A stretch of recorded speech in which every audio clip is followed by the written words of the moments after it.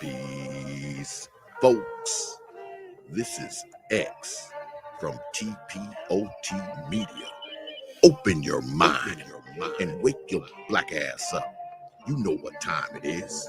Hit that damn like button as you make your way in the door.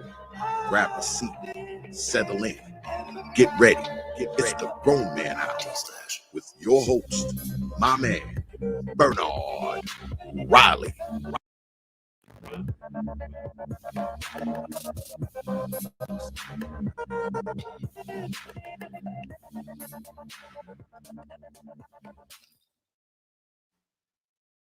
Something special happened today. I got green lights all the way, with no big red sign to stop me, no traffic jam delay. See, I was driving over the moon in my big hot air balloon, floating high into the darkness. I hope I get there soon. There's so many things to do, so many people I need to talk to, and they've all been waiting for me. Well, I gotta make it through. Something special happened today. I got green lights all the way, with no big red sign to stop me, no traffic jam delay. Thank my stars forever be green. You have no idea what it means. No, no. To a man who's always traveling, who's seen the things that I've seen. I don't know what's yet to come. Not sure of anything that I've done really makes that much difference. Well, I hope it has for some. Something special happened today. I got green lights all the way, with no big red sign to stop me, no traffic jam delay. Well, I was driving over the moon in my big hot air balloon, floating high up in the darkness. I promise that I'll see you very soon.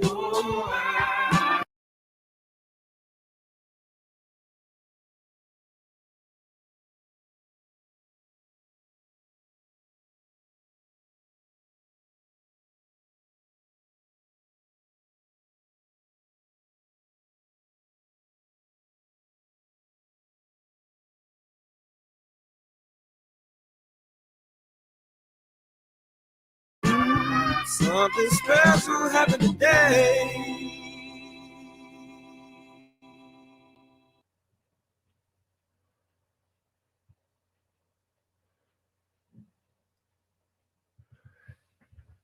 Don't know if everybody can hear me.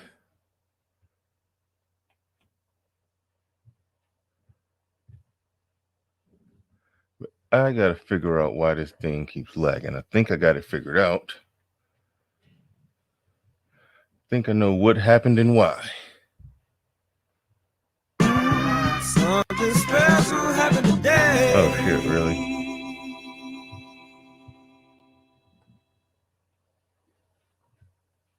Give me a second, good people. Having technical difficulties. This thing is freezing up and I know why. As soon as I get it to unfreeze, I can explain why. And then we can get on with the show. StreamYards be on some goofy shit. I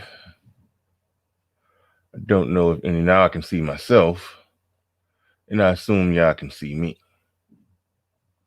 And there's that. What I'm figuring out is that if I give the link to the guest while the video is rolling, when they come in, I think it starts causing everything to lag. Basically, there can be no motion, no action, no nothing when I'm rolling that video. It is a weird thing that's going on that I'm trying to figure out. But anyway, welcome to the CP Time Network. We in here. I'm on CP Time. I told Nameless Protagonist we was going to get it in at 9 o'clock. I had to email him, say it'll be 9:20. I ended up firing it up at about 9:34. So the CP time is real around here, but I'd like to thank everybody for coming on in. I don't see anybody saying we can't hear you, or there's somebody just said we can see you. So good. That's good. That's wonderful. That's wonderful. Nameless Protagonist is in the back chat. All right, cool. So we about to get into this thing. I apologize for all the inconveniences and everything that everything that makes us stumble out of the blocks, out of the starting blocks. We stumble out of the starting blocks damn near every morning. But when we hit our stride, we hit that motherfucking stride, don't we? But anyway, we in the building. Skizzy 215. Thank you for the super chat. Appreciate that. In the old faithful, ever so reliable Black Wolf Inc. in the building. He says, damn, didn't know you were on. What's good, Captain? Shazam, bitches, Shazam. Did you get my Cash App? Let's see. Apparently I did. And I'm reading it. It was a nice sizable Cash App too, man. I appreciate that. And there's a special request in the Cash App.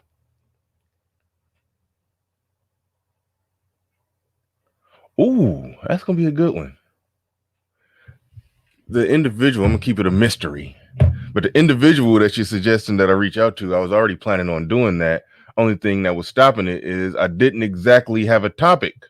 But you just gave me a good topic. I couldn't think of a particular topic with them, but you gave me a good one. You gave me a damn good one. So that'll work. Thank you for the super chat and that Cash App. And as I always do, I like to thank people that make it in bright and early, even when I'm tripping and stumbling out of the starting blocks. As there are people that still just come through and getting shit out my eyes.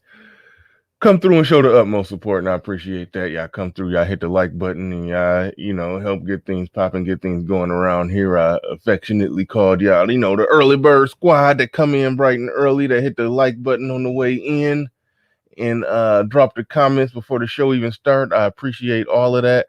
So shout out to Aaron B.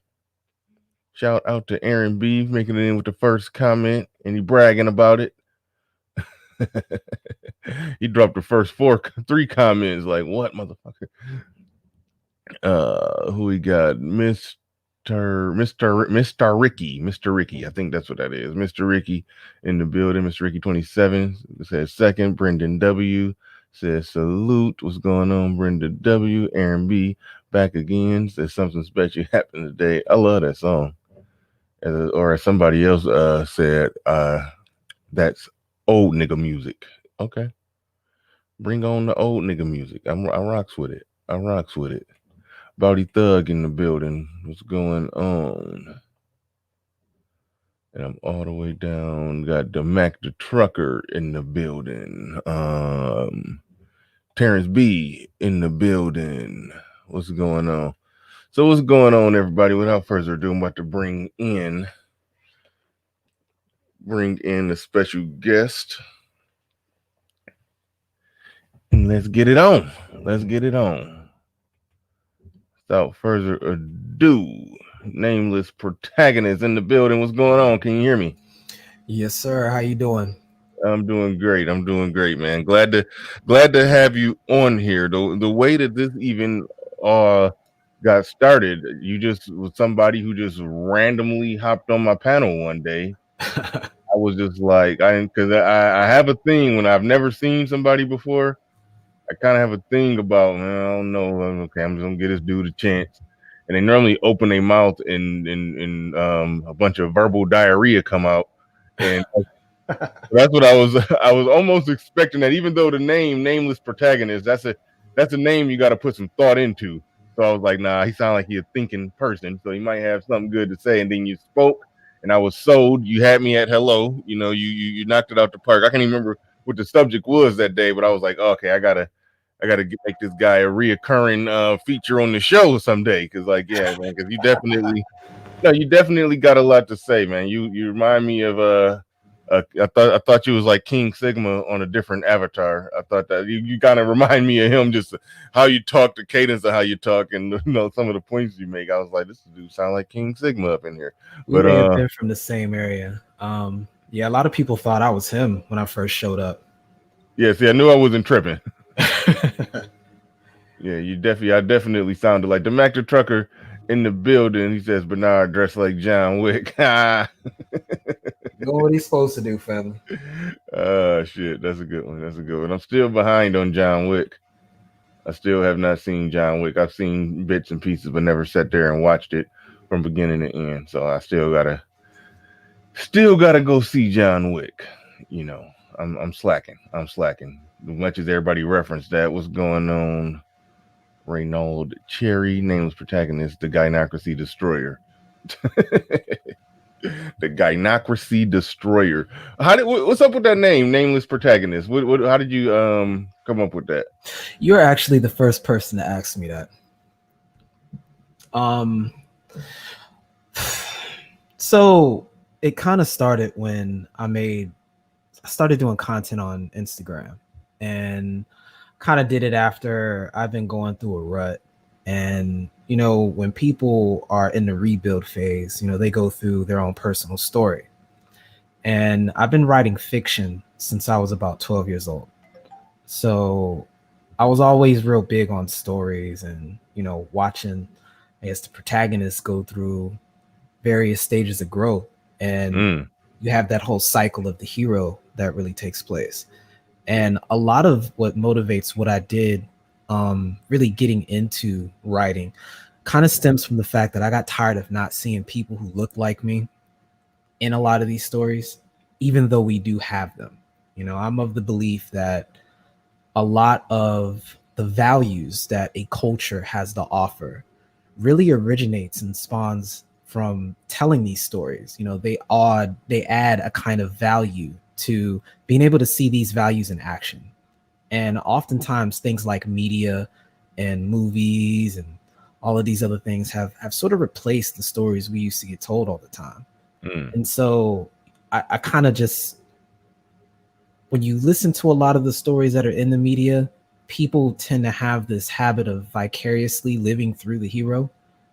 And so I kind of came up with this concept of being able to share my story so other people can kind of take it and put themselves in their shoes, and you get this nameless protagonist, this nameless figure and it leaves the placeholder for people to tell their own story. You know what I mean?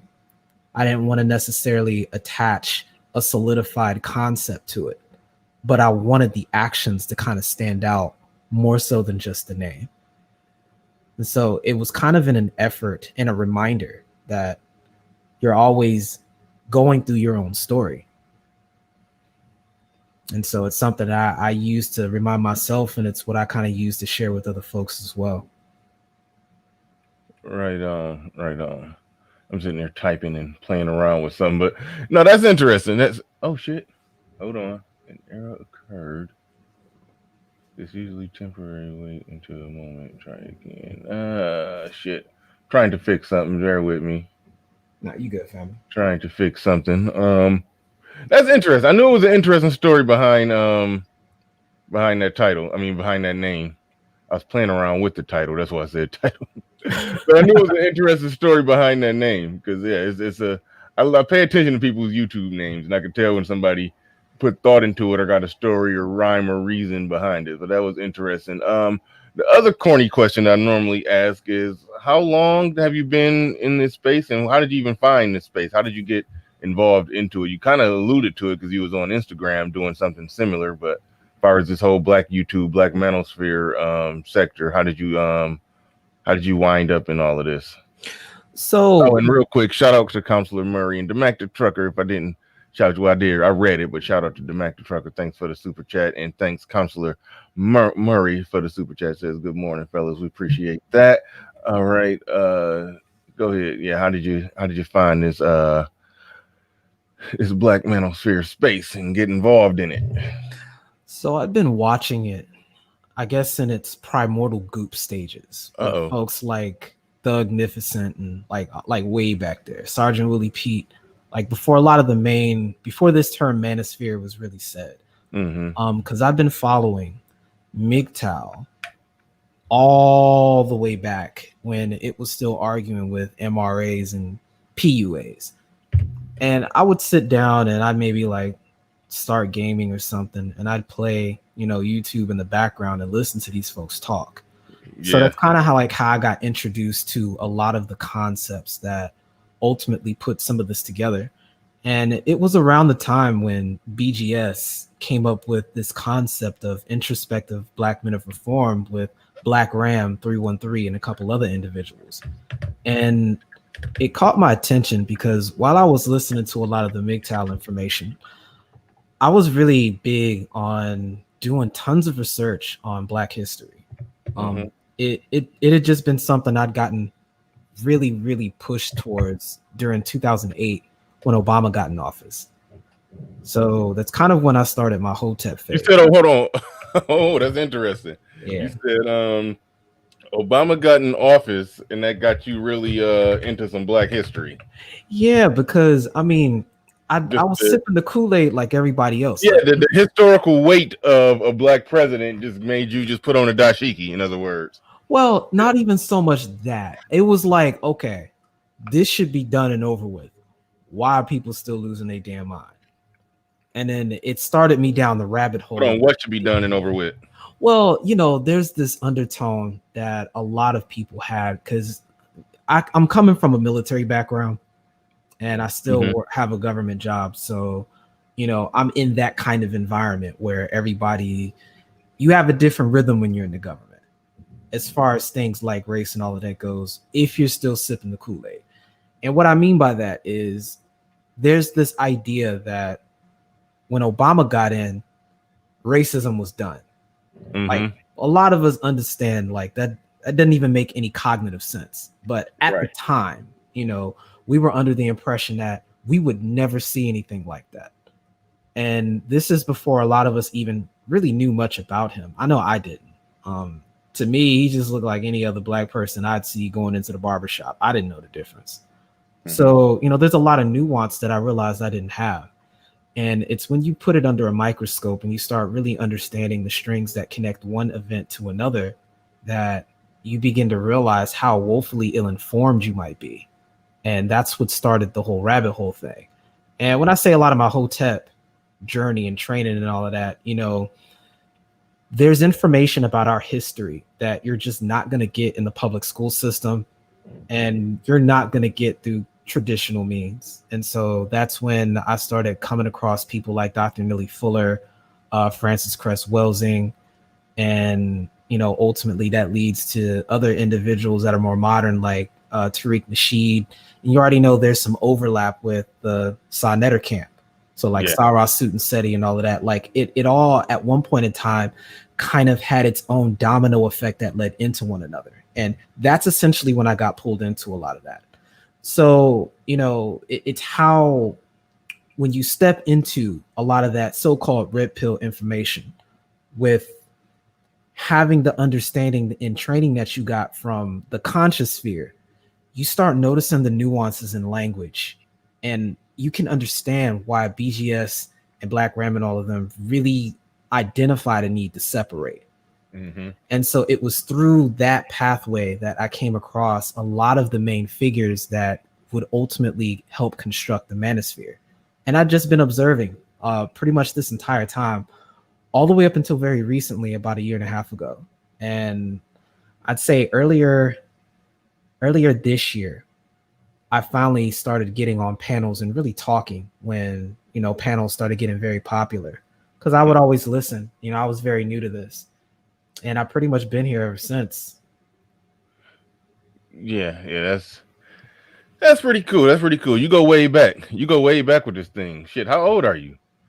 I think we're the same age. I was born in 82.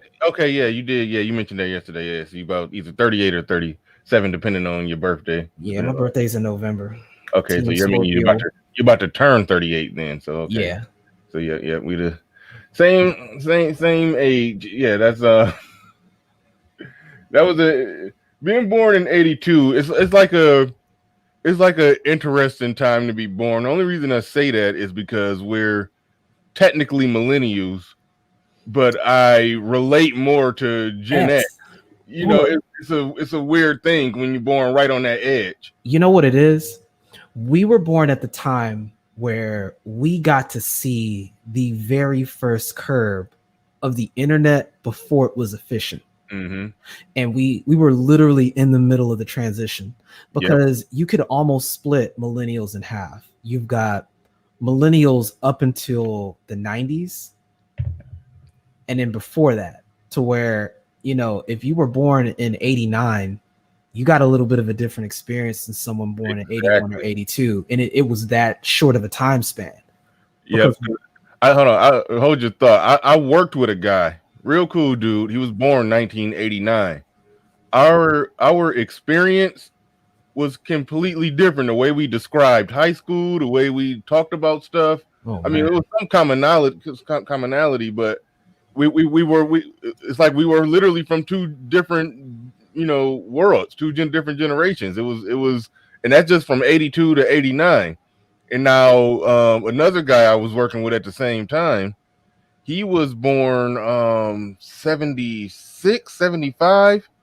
In his childhood, his upbringing more resembled mine than people who technically in the same generation as. Yep.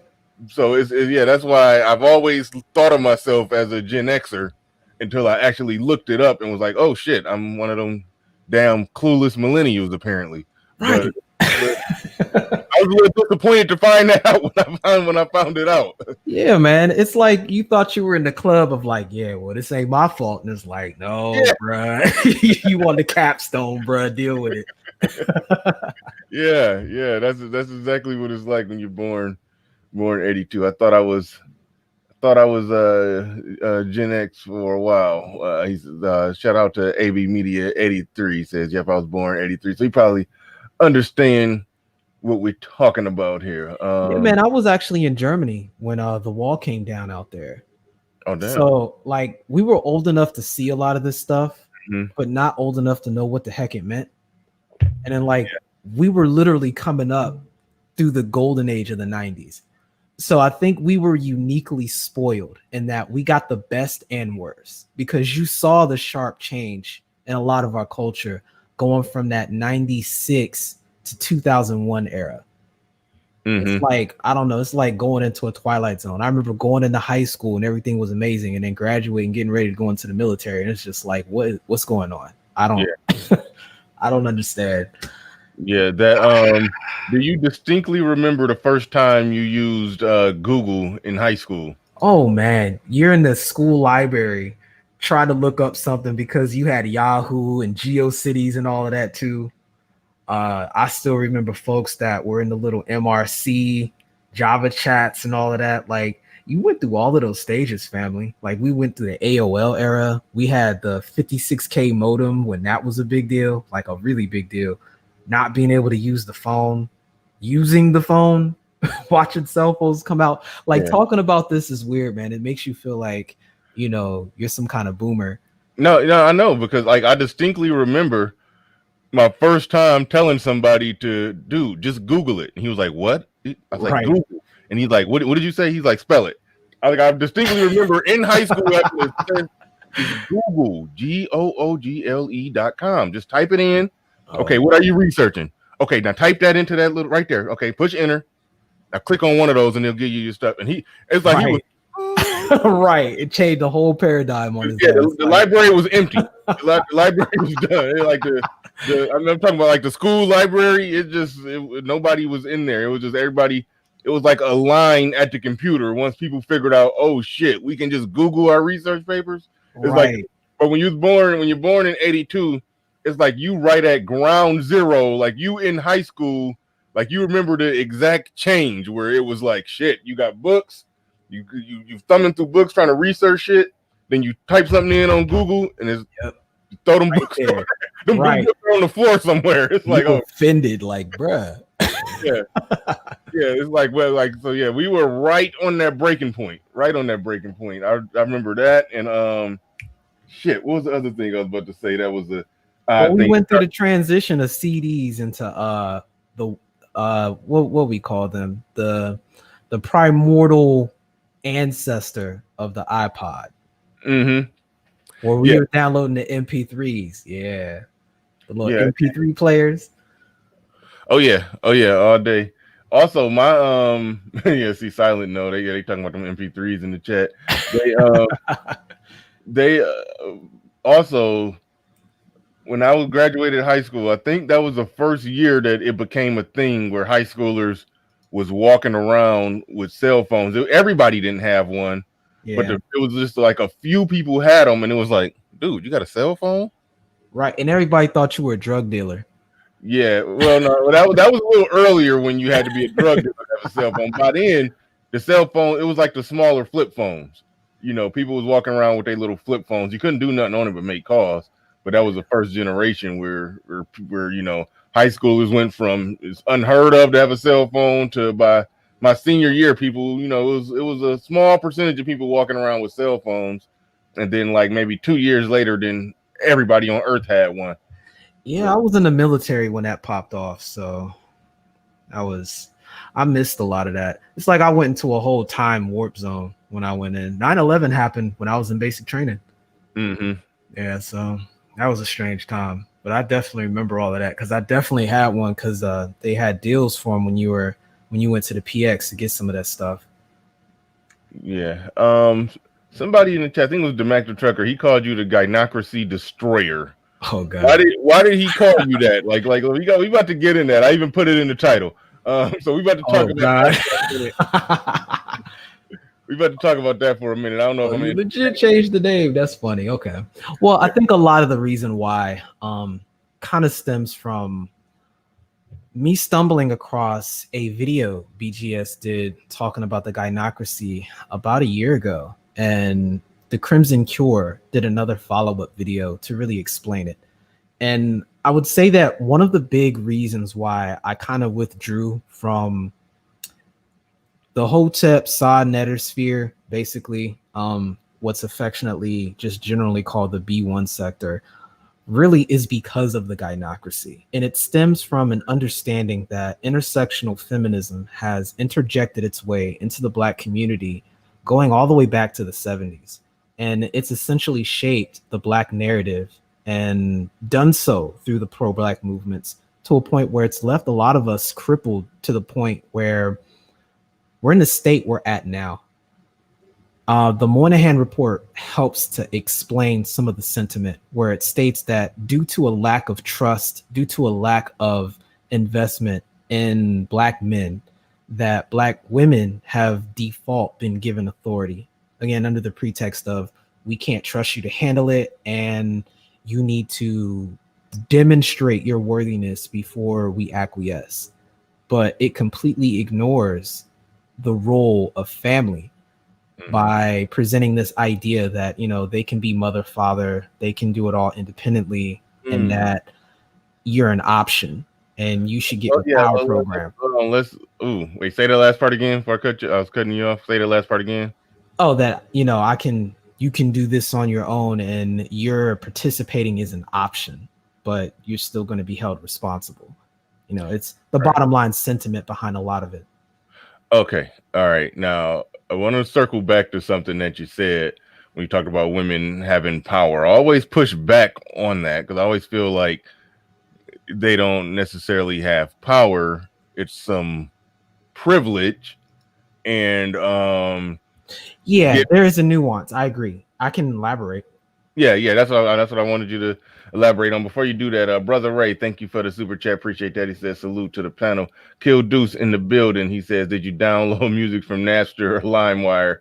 Oh God, both. Holy crap! I was downloading anime on that stuff back in the day and all kind of music. It's funny. All right, had to do research by microfiche. I don't know what that is. Yeah, that's over my head. Yeah, I was sitting. I'm looking at that. I had to make sure. I thought my eyes was going bad on me because I thought it said Microsoft. I had to lean in. Like, hold on. I don't know. Yeah, I don't know what that is. You can explain in the chat exactly what that is, or I might Google it if I remember. But damn, it may be the Linux and search engines. We'll see. Drop the Cash App. You saying drop the Cash? They go to Cash App scrolling across the screen when you type it in. Don't forget the 99 at the end because there's another Bernard Riley out there that if you send him money, he will not return it. But so yeah, you can Cash App. There it is, right there. Or somebody can drop the link to. I typically don't use the link to the Cash App when people drop the link. But anyway, drop the link to the Cash App moderators who got it on speed dial. There's Dane Christopher right there. I think he got a link to it. So yeah, go ahead and drop that. But otherwise, just go on the Cash App and type it in $ Bernard Riley 99. Don't forget the 99. All right, where was we at? I forgot. Okay, I was elaborating the context of power. Yeah, I'm like these right. fools ain't got no power over me. That's my knee-jerk reaction. But yeah, go ahead and elaborate. Right. So this whole thing is voluntary. I'm gonna say that it relies on male-female nature, and I touched a little bit on this yesterday when we had the conversation. Kind of getting into that, but it follows a default model of the mother being kind of the case agent of the family, essentially, and Black men volunteering their position of power so that they can do what they believe is the right thing. It's kind of like, because we're deferring to them, they end up being in this de facto position of authority. And a lot of us don't realize, not given our general conditioning, again, going back to what I said about intersectional feminism's interjection into the culture, a lot of us don't think to exercise that power because we're operating on an egalitarian paradigm where it's like, okay, 50-50, let's keep it balanced. And we hold back on areas that we can take authority over, but we simply don't. So again, there's a voluntary portion to this, but the only way we ever really hear about this is in the context of shaming. And when you don't have any models of manhood, like how are people expected to follow it, especially if it's not done in a community context? It's always in this compensatory context. We're always starting from ground zero every generation. I'm kind of skipping around, but I'm just trying to explain the dynamic is voluntary. It's a normalized circumstance, even though it's not normal.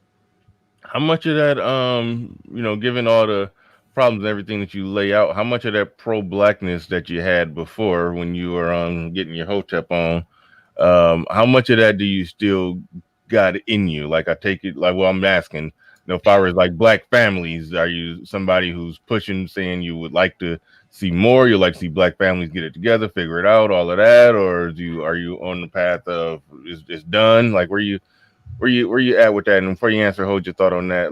Silent Lamont says, Bernard dressed like the one. Yeah, you kind of, yeah. I like the observation there.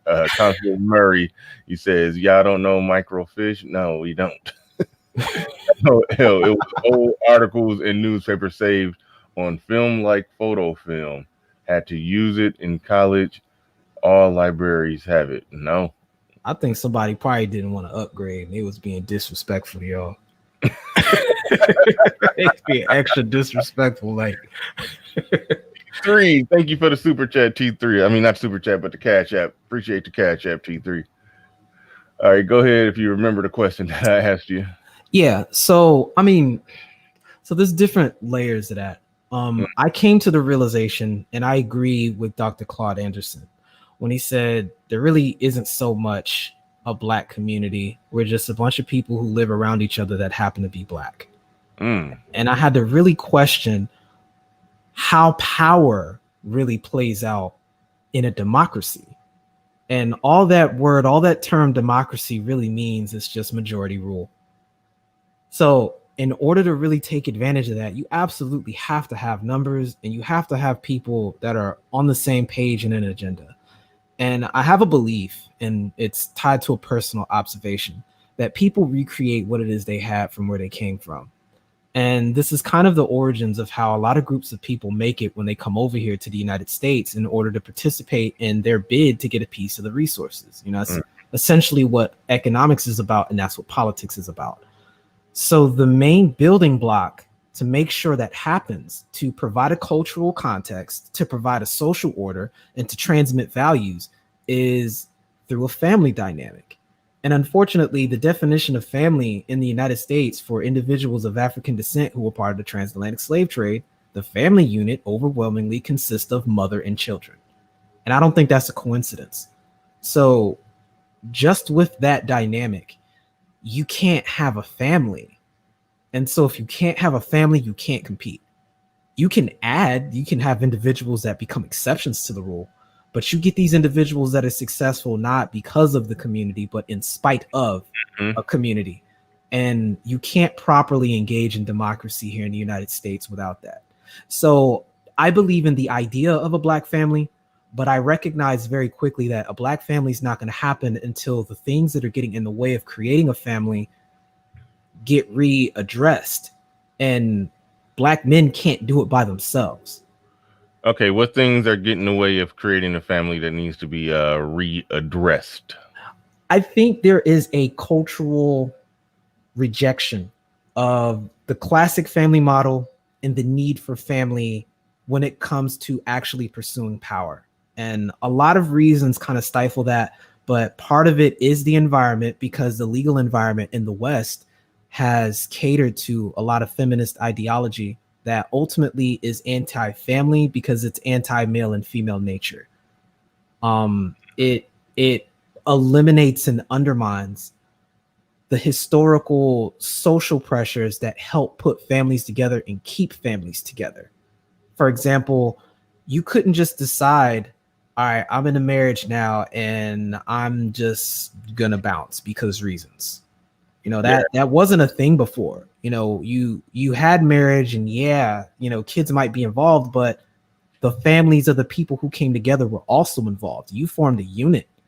You know, even if you were in the upper echelons of society, you merged assets when you made that together. You became a stronger, cohesive unit. If you were on the lower echelons, you didn't make it out of those turbulent circumstances without making those family connections. Maybe people down the street had a particular kind of business that they owned. And I'm just kind of speaking in the context of Reconstruction for Black folks. We had to aggregate, different specialties. We had to sort of make that. We couldn't afford to just break up just to break up. We really didn't have much of a choice.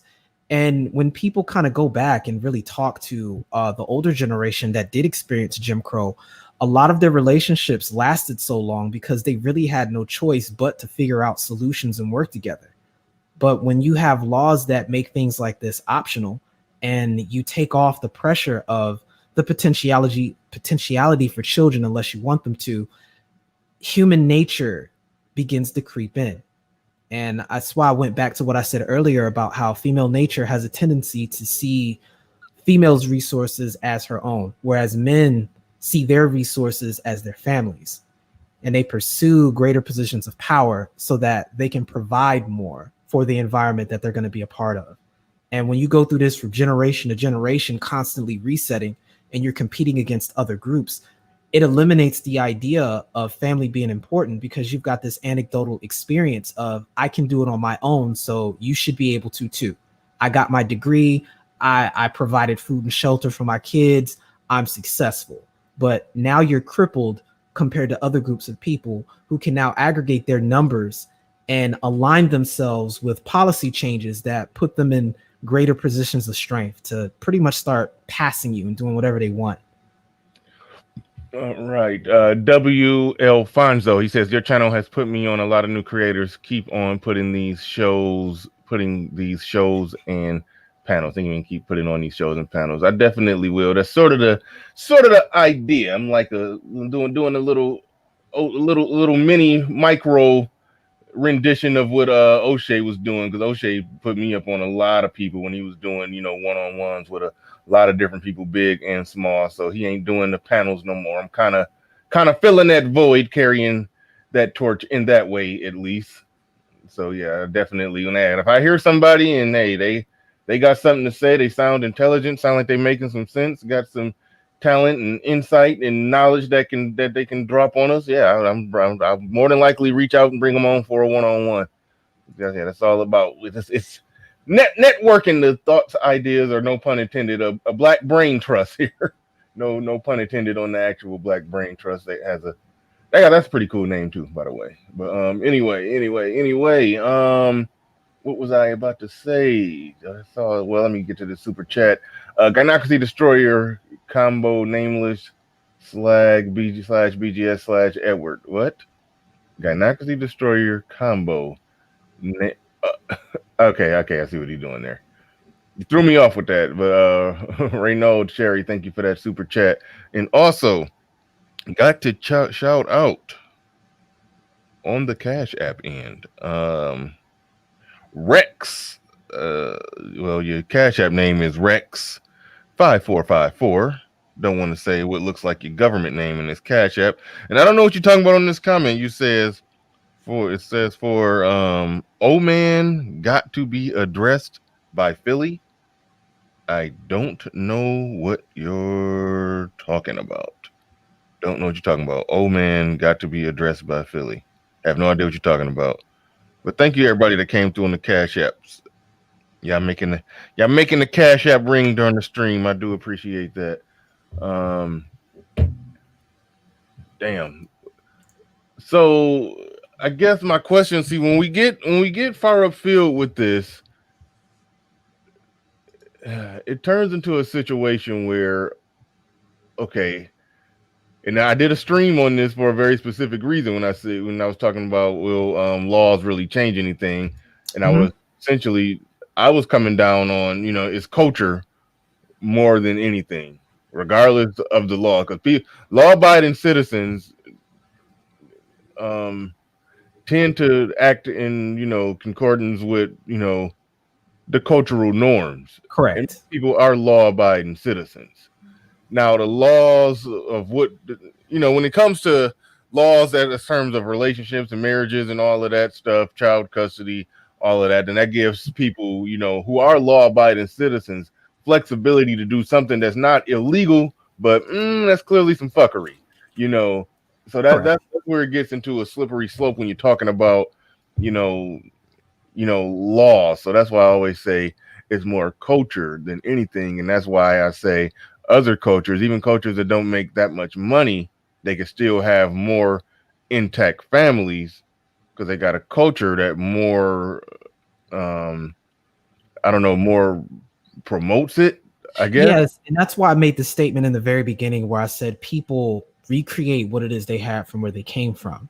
And Mm-hmm. so when you look at virtually every other demographic, with the exceptions of individuals that call themselves Native Americans, they came from somebody else, somewhere else, and made their way here for whatever reason.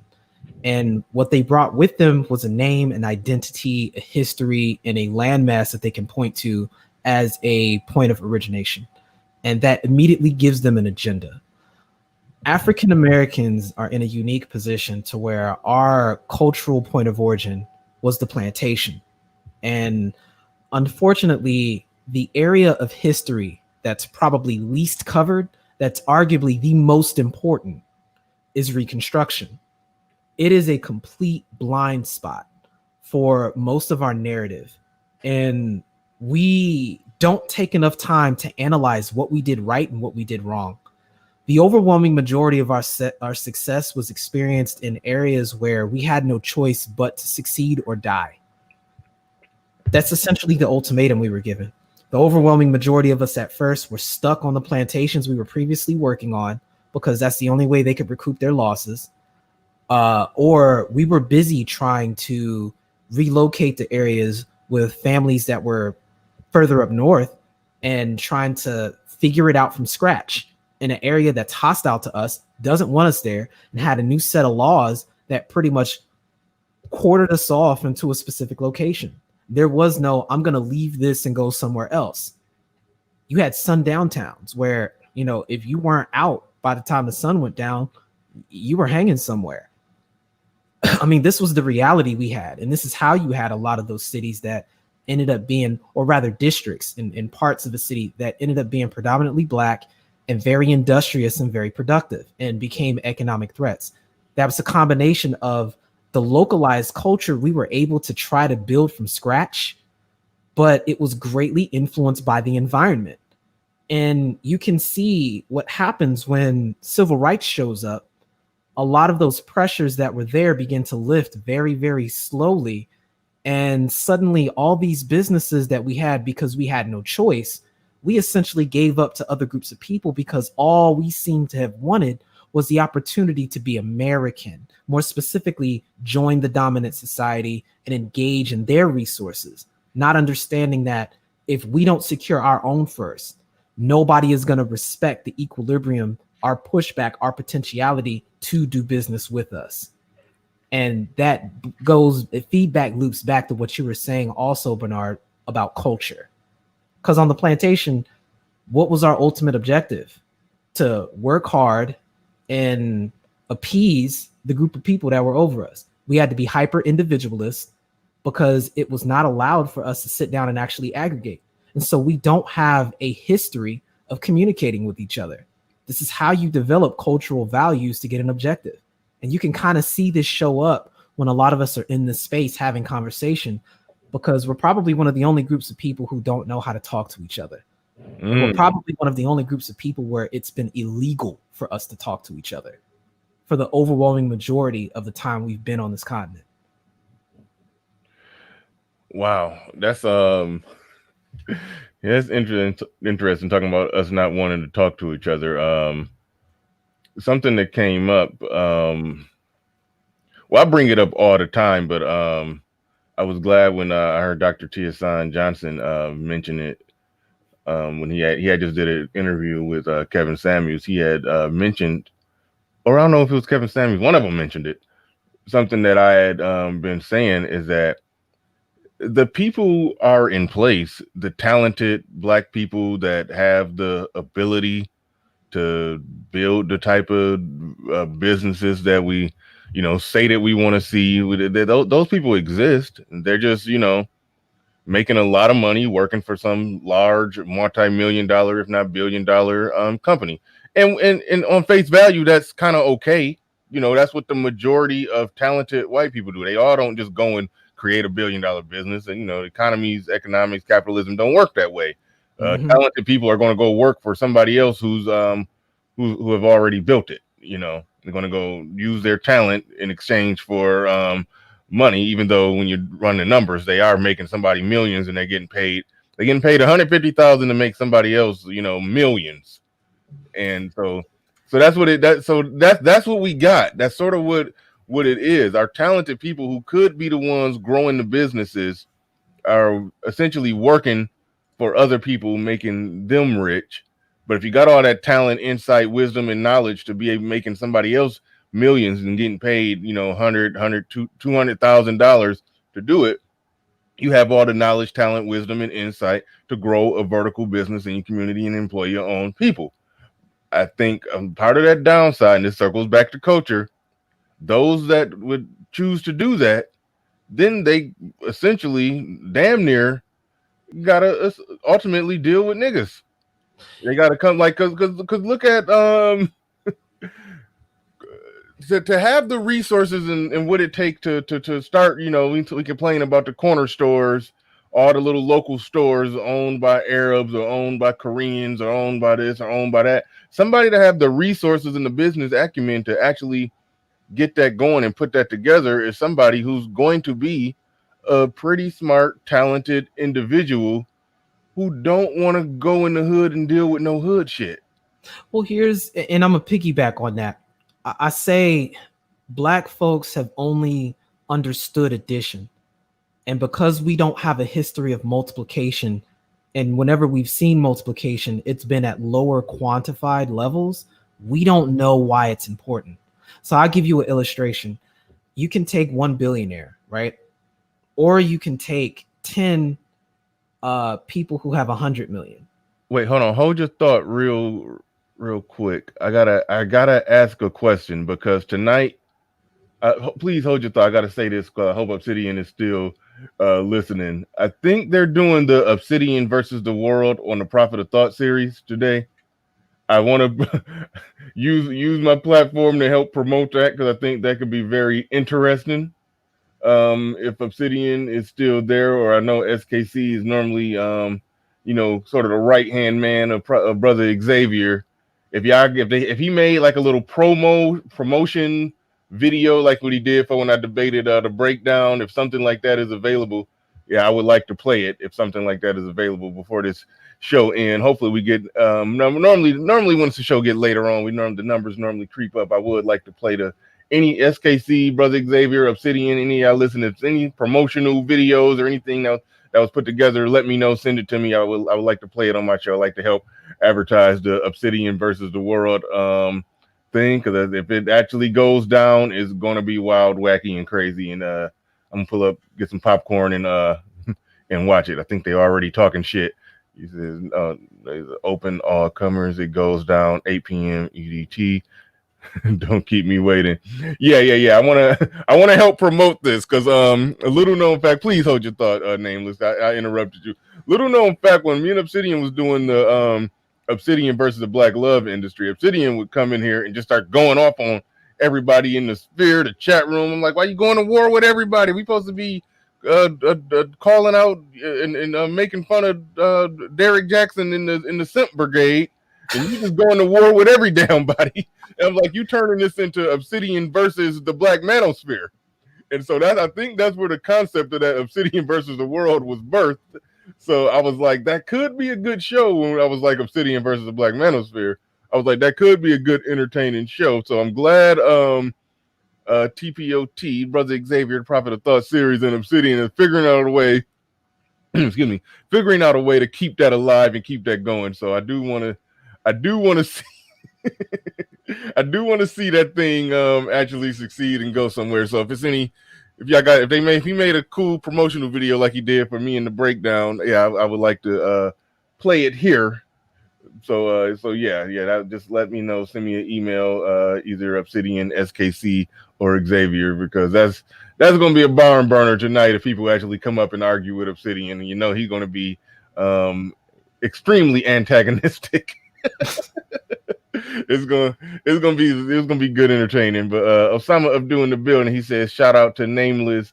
The brother is A+ orator. Absolutely, he's definitely an A+ orator. But all right, hopefully you remembered your thought. But I did want to catch that when I still had, there's SKC. Well, I had SKC and Obsidian still lurking around in the chat. I didn't know how long they was going to be here. I wanted to catch them when I was seeing their comments. That yeah, y'all can definitely send me any excuse me, send me anything that would help in promoting that, because I think that's going to be fun if this becomes a reoccurring theme on Saturday. Shout out to Grinch in the building. Says shout out Nameless. All right, hopefully you didn't lose your place when I interrupted you. Uh, No, I got something I'm gonna. Wait, I got. SBC says let me get with TPOT. If he gives the okay, I'll forward the promo. Bernard, perfect, perfect. Yeah, I do want to play that on here. But all right, go ahead. You got it, man. I try not So, to interrupt you no more. oh no, you good. I've got something. If you can put it up on the screen for a second, I'm about to throw it in the chat, and I think it's going to illustrate the point I'm trying to make and give a little bit of a visual. You know how to do a screen share, right? No. I don't need to do a screen share. I just my comment. That's all I need. Oh, okay. Yeah, just put it up real quick.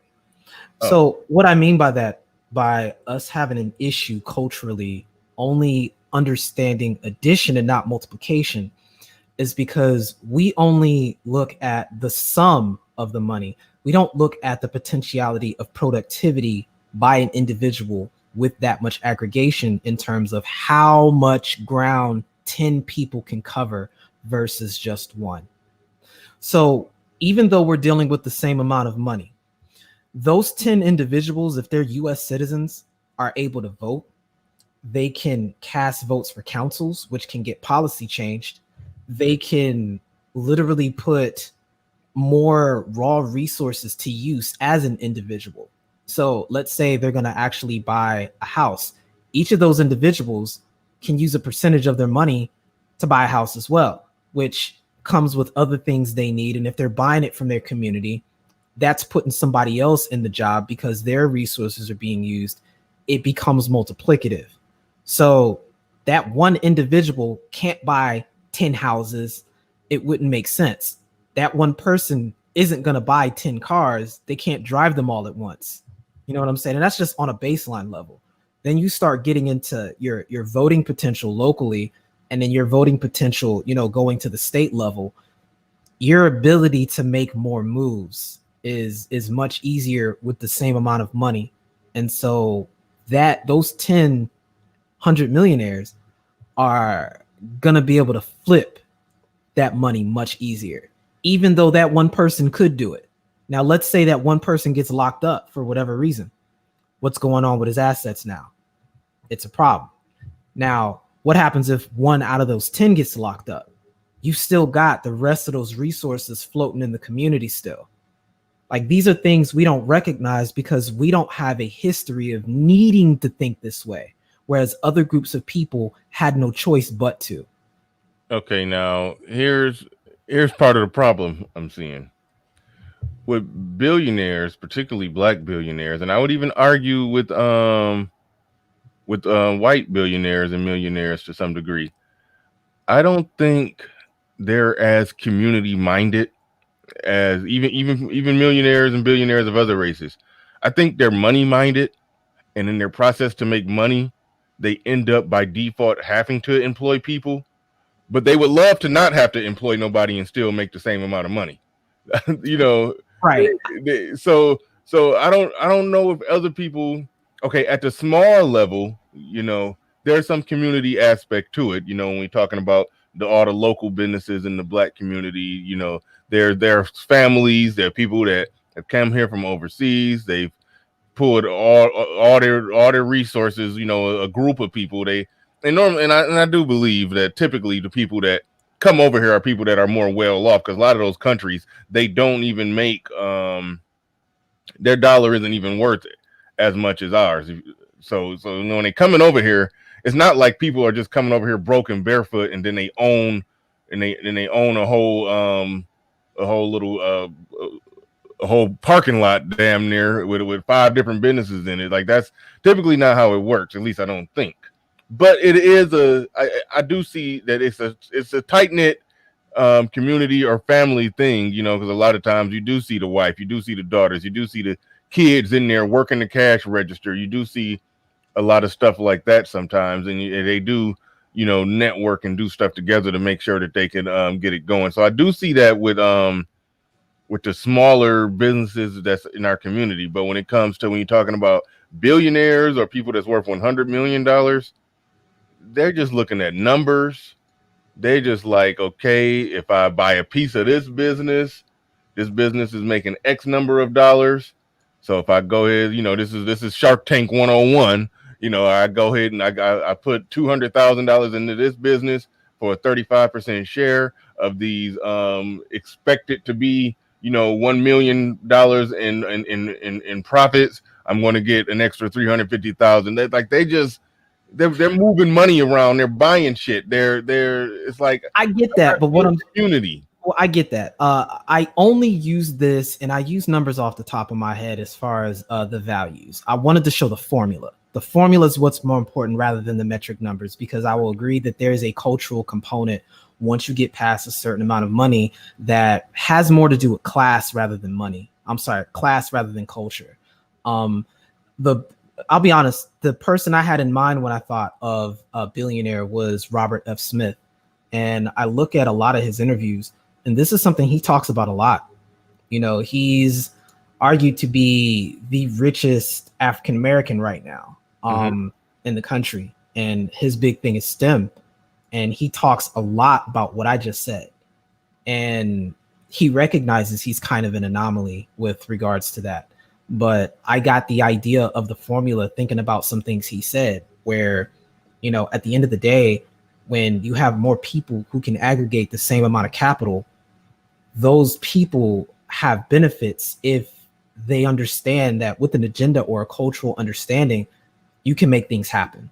That's all I'm saying. And to a greater degree, other groups of people have understood this, and they do this intrinsically. They'll come over here and they'll be given a certain amount of money from the government just so they can get started. There's certain grants that are set aside for that. And it's not no huge amount of money, but they're going into a household, which by de facto is multiplying their resources together, because now there's certain things they don't have to pay as much for to get the same end result. And so now they're able to put themselves in positions to where they can focus one person at a time, one, getting some income set aside, two, a savings based off of that, and then three, quickly paying off the property that they're in so that one property can become two. And everywhere I go, I see other groups of people doing this all the time. And this is what spawns this popular term, group economics. And it's sort of become a meme in the B1 spaces. And, it's kind of like you get tired of hearing about it all the time because, we know that people misuse it. Right. Like the guy on my show, he came on and he was like, see what we need to do. We as a collective group need to pull all our resources together and then buy this and buy that. I'm like, okay, so if you making that argument, can you point to me so right now in your personal life, there should be at least a few men that you've done that you're currently doing that with, right? And you ask them that. The answer is normally no. So you don't. So you're putting it out in magical pixie land, where you're saying an overall universal monolithic collective of black men are supposed to be doing this one thing, but really no. It starts in small groups and small pockets. Yep. I'm in an investment group where a lot of us we have all put up some money and towards a cause or something that's going to bring us all back a profit. Right. And it's like you've got to take that bank mentality where you're investing in the productivity that it's going to bring you back. And that's where I go back to, it's not about just aggregating for no damn reason. It's, do you have an agenda to lay down a plan and see it through to the end, and then be able to take those ends you've made and reinvest. And over time you grow. It doesn't happen in these giant steps. It's little steps over time. Yeah. Good stuff. It's shit. What was I going to get at? It was because we run into the cultural stumbling blocks. I get that part of it. I talked about how not owning the businesses in our community, that is a major problem. I think I've properly identified the people who got the money, the credit, the talent, the business know-how to get it done, and they'd rather go make $150,000 and work for the man. There's no incentive for them to come back and do it because they don't see But hold on. But if they can see the Arab, who we assume is getting rich off of black people, Right. that corner Shout out store, to Vlad. Go even ahead. though you know he doing it behind a bulletproof glass. I mean, you know, he, so that there's that. You know, it's like our smarter, more educated, more capable black people don't want to work behind a bulletproof glass selling I hate to say this, selling liquor, black and milds, and Right. 3X t-shirts to they people, 3X t-shirts, fitted Yes. caps, and fried chicken at the same. Right. Right. On the same corner. And that goes back to what we said earlier about when, you know, because that's who a majority of our businesses went to, you know, post civil rights era. I mean, I said this before. My family in Florida on my mom's side, they own grocery stores, like a whole chain down there. And when a lot of the laws began to change, they were selling the property off and they moved up to DC and New York. So they're still riding off of a lot of the money they made selling that.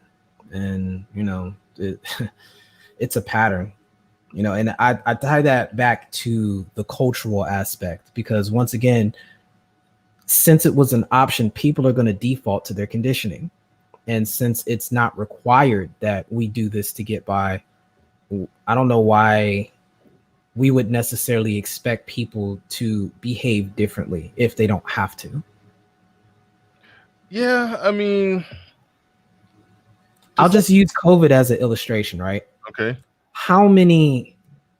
What's going on big head text is all these dudes now in the chat getting from people they haven't talked to in years. And I don't think it's a coincidence that the economy is really looking real skinny right now. And, you know, we're having these conversations happen once more. Damn, say that again. I was reading this super chat and I can't read and listen at the same time. Say that last part again. I don't think that it's an error to make a correlation behind the condition of the economy and the amount of unemployment that's taking place right now to individuals getting back in contact with men on some what's going on big head type stuff, you know. Yeah. And a total change of attitude that we saw, you know, this time last year, comparatively speaking. Yeah, I know a lot of people was talking about how a lot of chicks, you know, had a change of attitude. I wasn't convinced on that, but I know that's what a lot of people are saying. I just, you know, I looked at it as cabin fever, and a lot of a chick actually posted this somewhere and it went kind of viral. She said, "We not meeting up after all this COVID shit over. This just prison talk." You know. Oh, that's funny. Yeah, she said it was prison talk. I was like, damn. You know, it may be the case legit for a lot of people, but, you know, I know a lot of people who've been personally out of business now. You know, they're struggling with trying to do things like, you know, DoorDash and all this delivery stuff and trying to find ways to work from home. And, you know, a lot of folks I know that I work with personally in the government, they're running into childcare issues. And, you know, I'm thinking back, you know, a year and a half ago where they're getting divorces. And a lot of their reason why is because they've got all this extra education. They're getting bonuses. And so they're paying off some of their degrees. And then here they are with this student debt.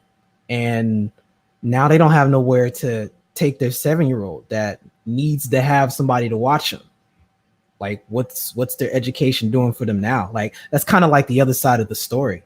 And some of these people don't have extended family that they can rely on, or they're not in the same state. So now they got to move and they risk losing their job, you know, just to make arrangements like that. So for a lot of people, it's getting real. Yeah, no, yeah, I definitely see that. Sir Tice in the building said this guy Nameless is pretty damn good, knowledgeable of history, say for microfish. Remember what we talked about earlier, that when that the little newspaper reel shit that looked like those black and white detective videos? Yeah, that's what he's talking about, Mike. That must be what microfish is. I'm good with that. I don't know nothing about that one. I don't know nothing about that one. So, the original topic or title that we was going to go with before somebody dropped in the chat, somebody called you the Gynocracy Destroyer. So I was like, good, I'm putting it in the title. But we was going to talk about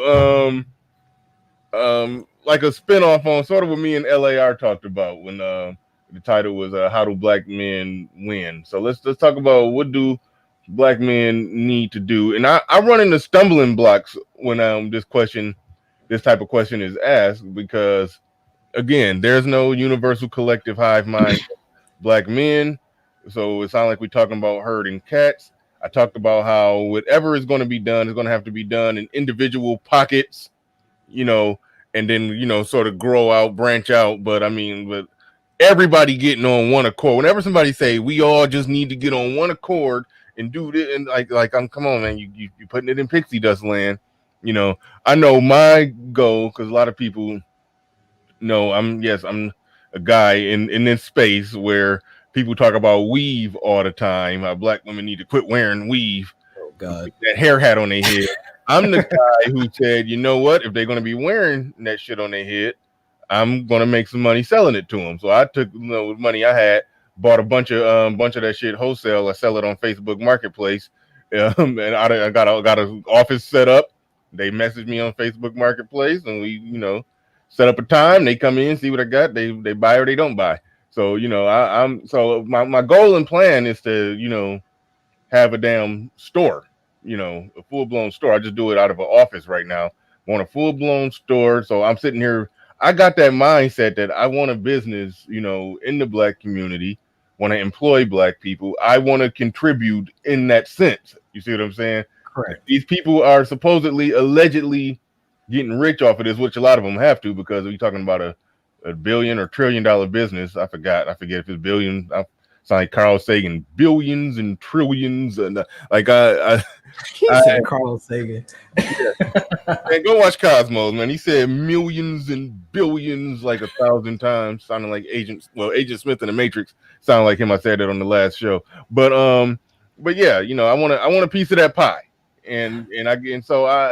so in that sense, I'm doing my part. I'm working towards my part in it,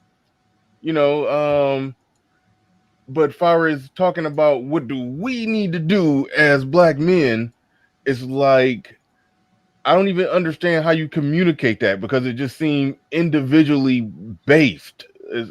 I don't know how you go from there. I talked about it a little and talked about an investment group that I'm in. So here I am as an individual doing shit that I feel need to be done. I guess is it a matter of communicating it to other black men that more of this needs to happen? So like, what do we do? How do we win? Where do we go from here? That sounds like a R&B song. So I've made a lot of the same sentiments that you've made, in that I've learned a long time ago, I can't help anybody else until I help myself. I can't. As much as I want to, as much as I struggle to, I find myself making things worse if I don't approach a situation from a position of power and authority that I invested in myself.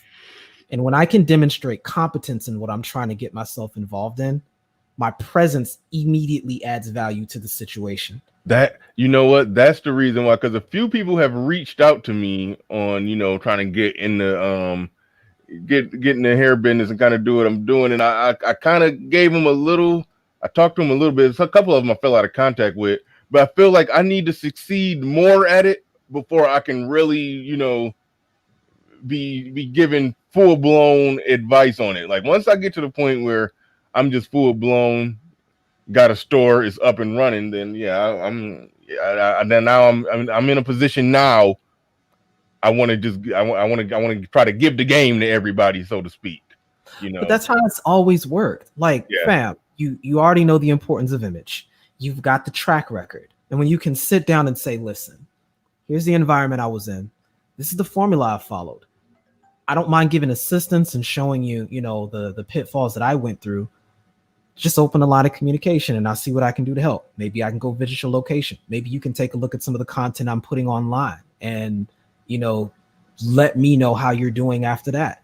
And then you start getting a bunch of people that are following that, and they can offer their testimonial to your success. And that's how you create multiplicative force. You know, it amplifies. You go from adding to multiplying very quickly.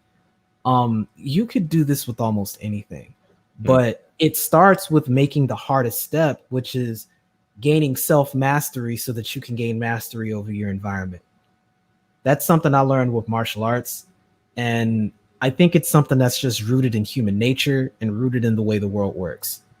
If we don't take the time to obtain that self-mastery and ask those difficult questions like, who am I and what do I want?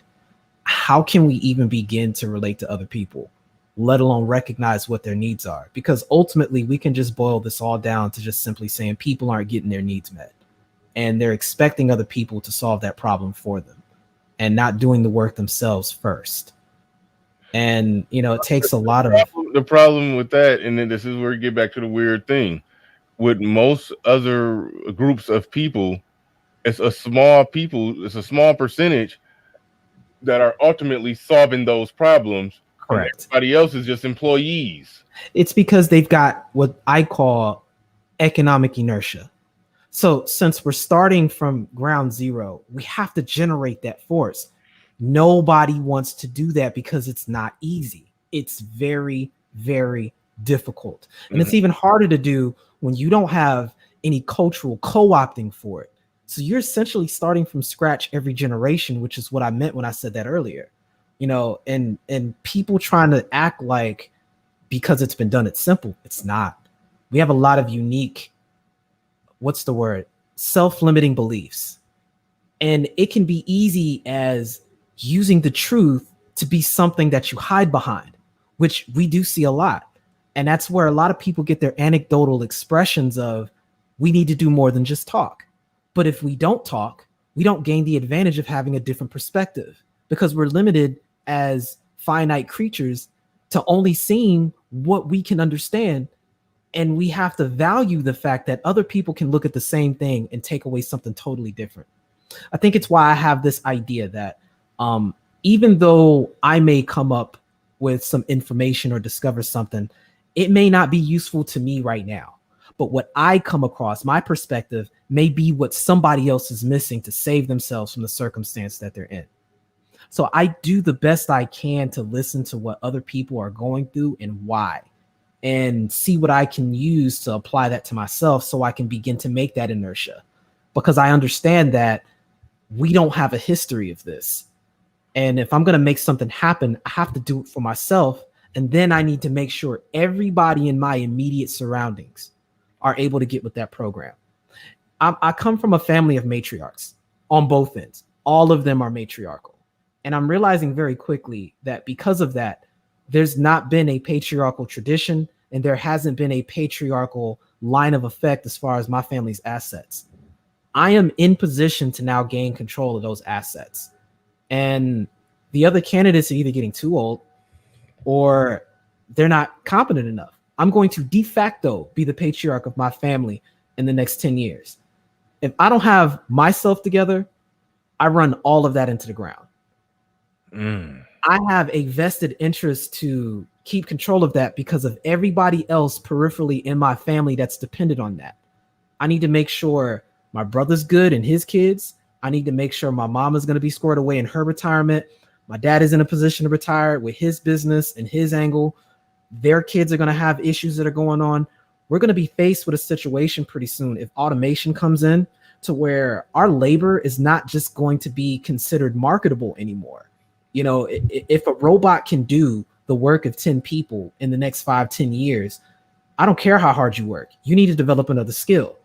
If I don't take the time to understand that's on the way and start educating myself on preparing for that so that I can pass that information off to other members of my family, we're either going to run into this wall, or I can acknowledge and help people that are in my immediate surrounding willing to help themselves.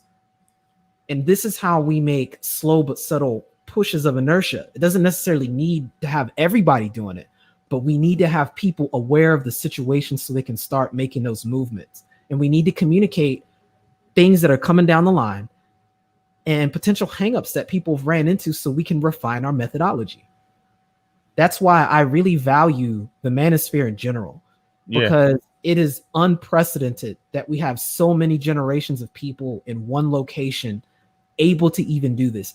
This conversation we're having, me and you right now, what's the likelihood of us having this conversation outside of an environment of, and I roughly say this, maybe the barbershop, maybe, without having fear of retribution or someone coming in to interrupt and being disruptive or gaslighting. You know what I'm saying?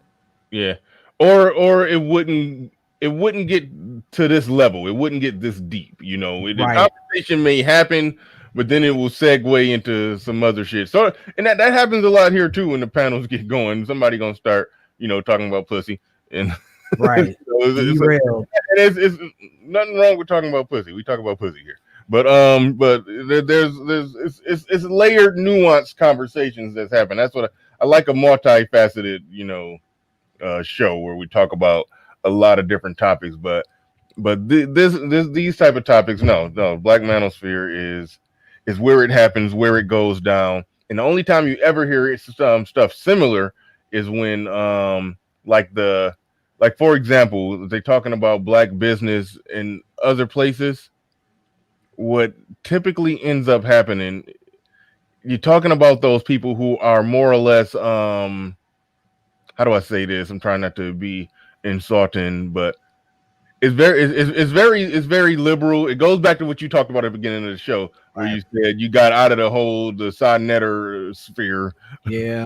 Because you could just tell that it was just so gynocentric Right. that like they not going to be able to get out of first gear with the conversation. Nope. So yeah, no, that's typically what happened. Right now, Cherry said, did he figure out gynocracy before the manosphere?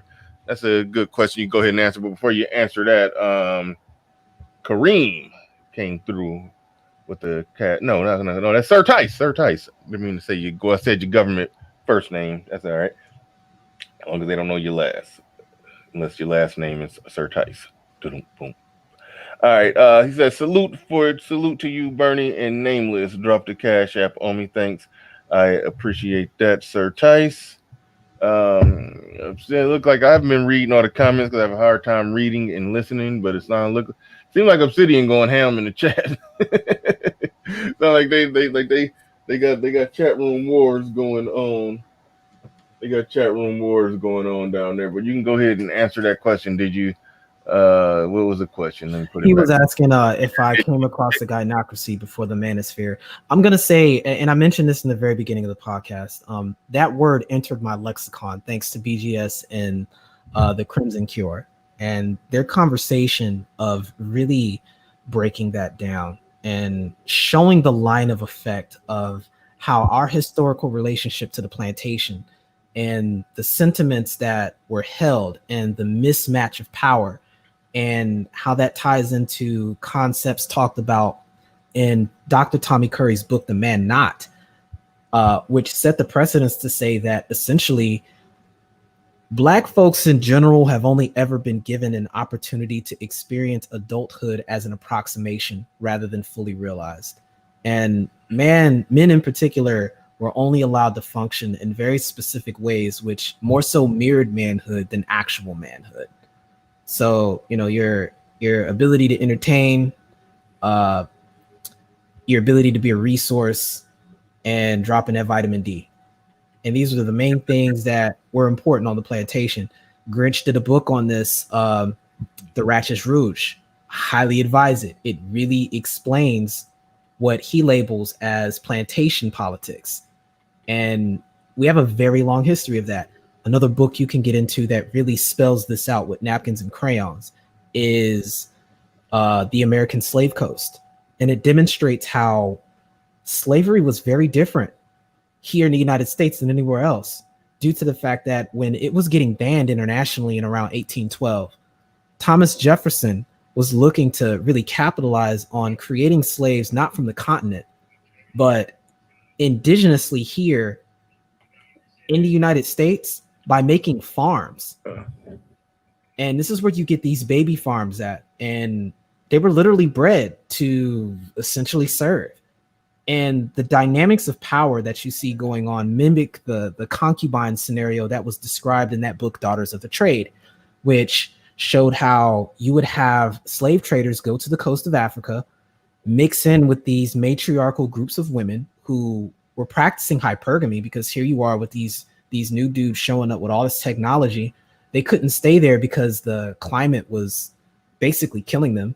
So they left behind all these mixed kids. And these mixed kids end up forming kind of like a buffer class. And this is where you get the birth of what some people call the gynocracy.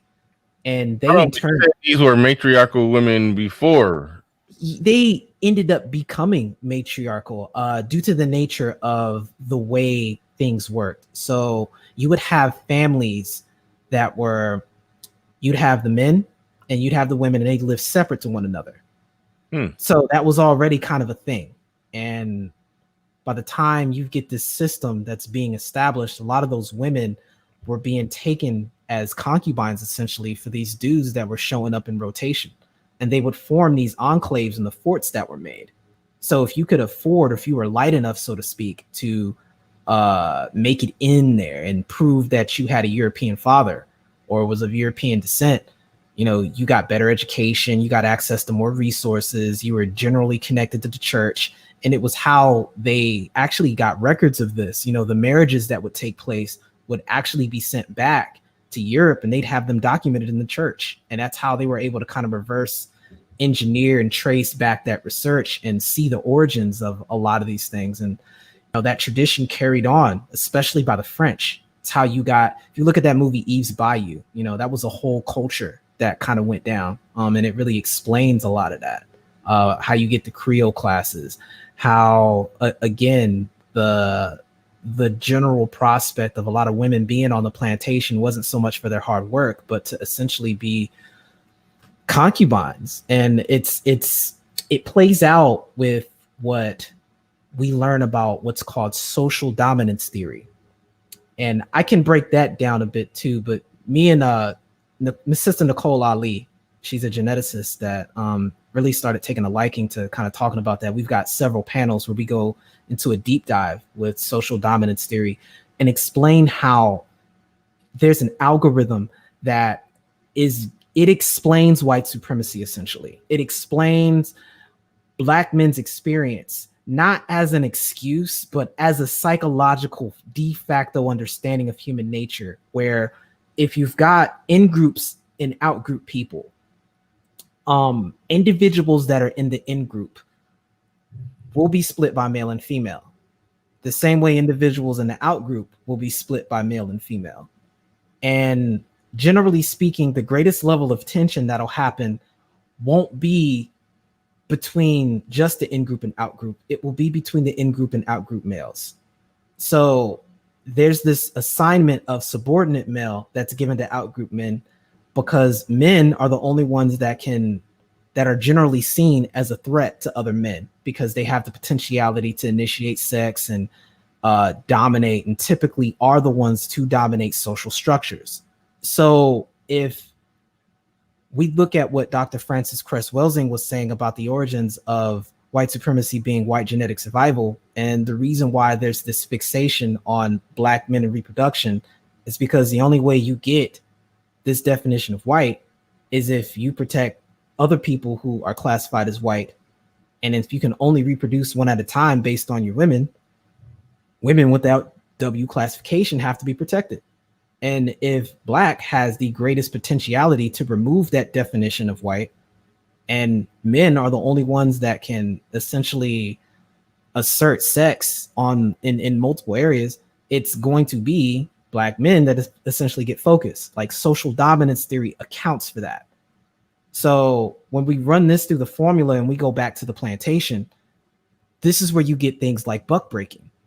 This is why Black men could only be relegated to positions of non-men or boys, and why this term is always used, why Black men are seen as the existential threat.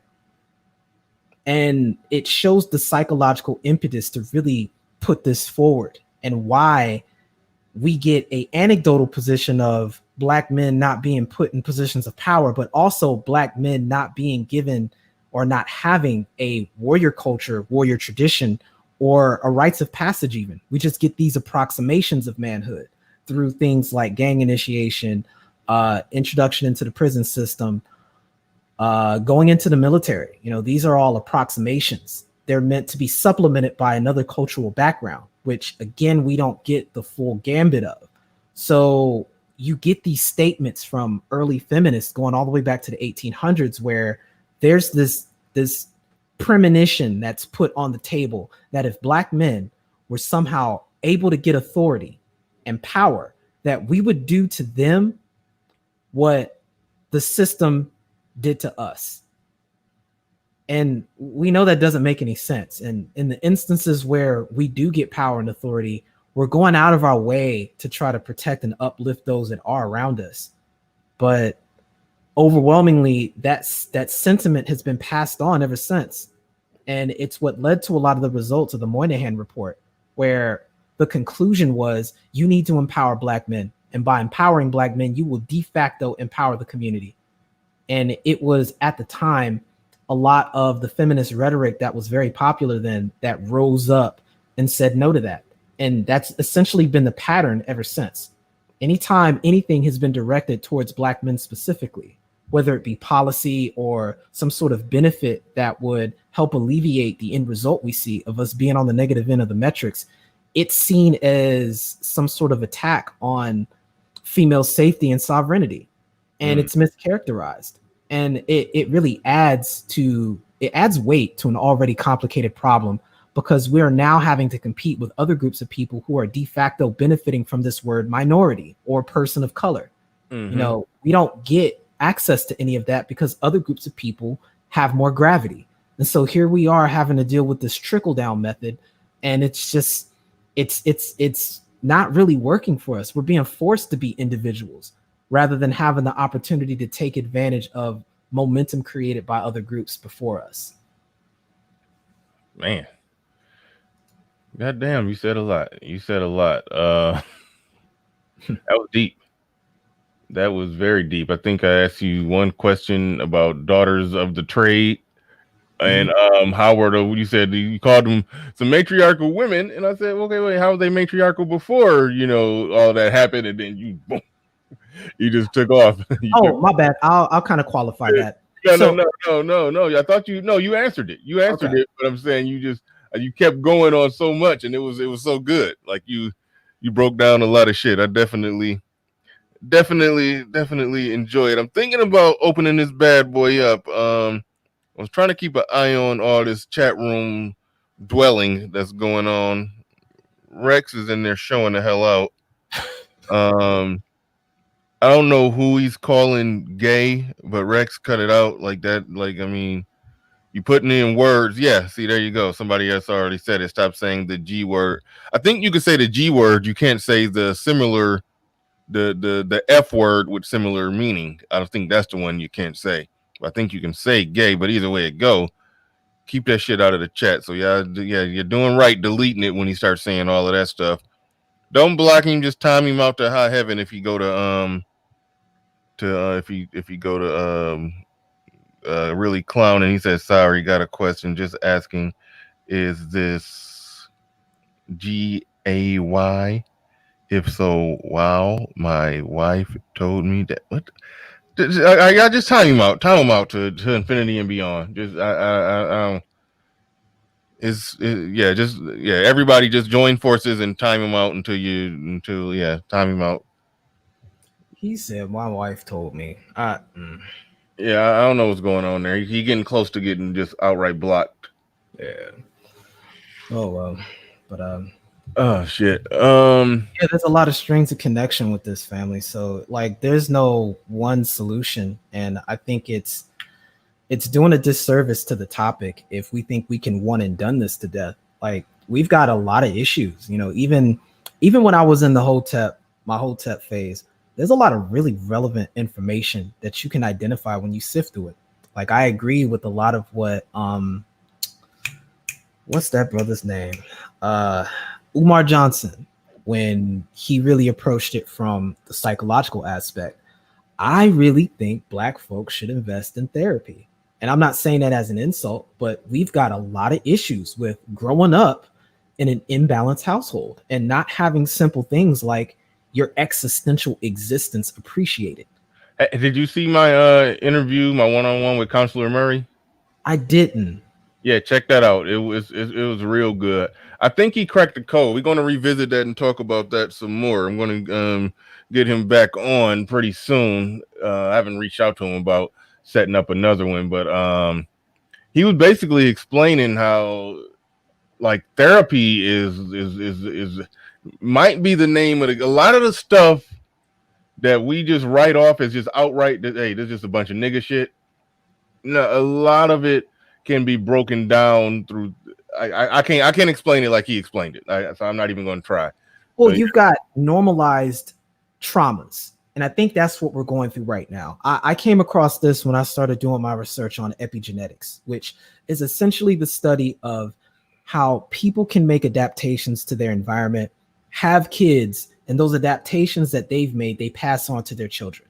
Because ultimately, most mental disorders are previously mental defenses that have essentially been corrupted, much like an autoimmune disease. So if you look at mental health, I think he explained it something like personality disorders or something. I forgot how he explained it, but you right on the right track. But yeah, go ahead and right. Yeah, that's all I'm saying. That you can consider mental illnesses kind of like autoimmune disorders of the mind. Mechanisms that were intended to defend you are now hindering you. Mm-hmm. And so you can build this into the culture. And so you can normalize what would then be termed dysfunction. And if that's all you have made normal something abnormal. And I think we deal with a whole lot of that. And it kind of corrupts our worldview from the very beginning. And we have to do a lot of unlearning, which is where a lot of people walk away from the Black community animated with resentment, like from the very onset. And it makes it very difficult to, one, communicate, two, relate, and three, feel a sense of connection, which is required for a community, which I like describing as a mutual sense of altruism. I don't know any other way to describe a community, but we don't have much of that, because anytime we express altruism towards each other, it's, one, seen as a sign of weakness, and two, I think a lot of that weakness is coming from the fact of past traumas. We've been exploited, especially from sources that we grew up trusting. Yeah, no, that's one thing that Consular Murray broke down. He showed it was like a list of 10 questions that they ask, and if you check yes on 4 or 5 of those questions, they were like, I don't know, did you feel loved or secured or protected? Did you feel safe growing up? Was there a person who was abusive and this or that, blah blah blah? It was a series of questions that I forgot if out of the 10, if 4 or 5, if you could check yes to 4 or 5, I think it was, then you probably have you're at threat for some type of mental disorder of some sort. I'm gonna botch the way he explained it. I gotta go re-listen to that one, and I gotta set up to talk to him again because he broke down so much stuff. But basically, all the stuff that he listed, I actually did good on the list. It was probably like 1 or 2 that I qualified for. But when I was looking at it, man, I'm sitting there like, man, more than half of Black people getting at least 6 of these. Like, I was like, damn, it was so, yeah. And so a lot of that stuff is things that can be therapied, if that's a word. A lot of that stuff can be therapied out of us, out of a lot of our people, but we just looking at it as it's just niggas doing nigga shit.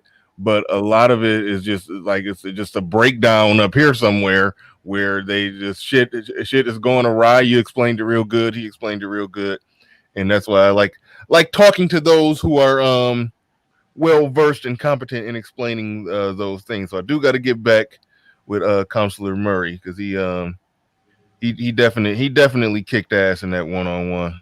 And so I do want to promote him in this space a lot more actually. So shit, I can't forget to do this. We got to get the link dropped to your channel in here. That's okay. That's definitely, moderators, spam us with his link if y'all got it, and you can go ahead and drop it yourself, and they can copy it and paste it and spam it. Michael Ross, thank you for the super chat. I appreciate that. On your channel, while we about to spam the link for it, I'm gonna drop the link pretty soon so people can come up.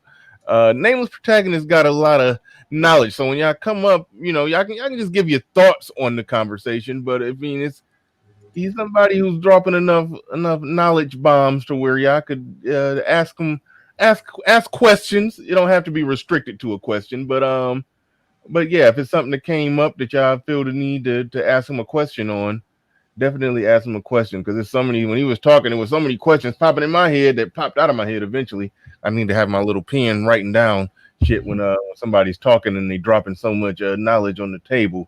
That's what I normally do, but I do it less when I'm on camera because I don't want to be like this the whole time during the interview. But or I pull up another screen and I be typing while you're talking. But that way you can't tell what I'm doing. But on your channel, I see a lot of um Asian, I don't know if that's Mandarin imagery, like Yeah, I just recently started putting up more content about a week, no, about 2.5, 3 weeks ago. So, like I said, I started with writing stories, and I take a lot of what I present from a martial arts perspective. I've been doing it since I was 7. So a lot of what I do is from kind of like this martial arts, Eastern slash Western slash African amalgamation. And I throw it all out there because I think it's people responded pretty positively to, I guess, just getting a different perspective on certain information. And I implement a lot of storytelling. I put some fiction in there, but all of it's related to the story of Black men, just overall. I mentioned earlier about how I wasn't satisfied with, one, our stories not being told, and two, us not having images of us in different scenarios when there's absolutely no reason why there shouldn't be.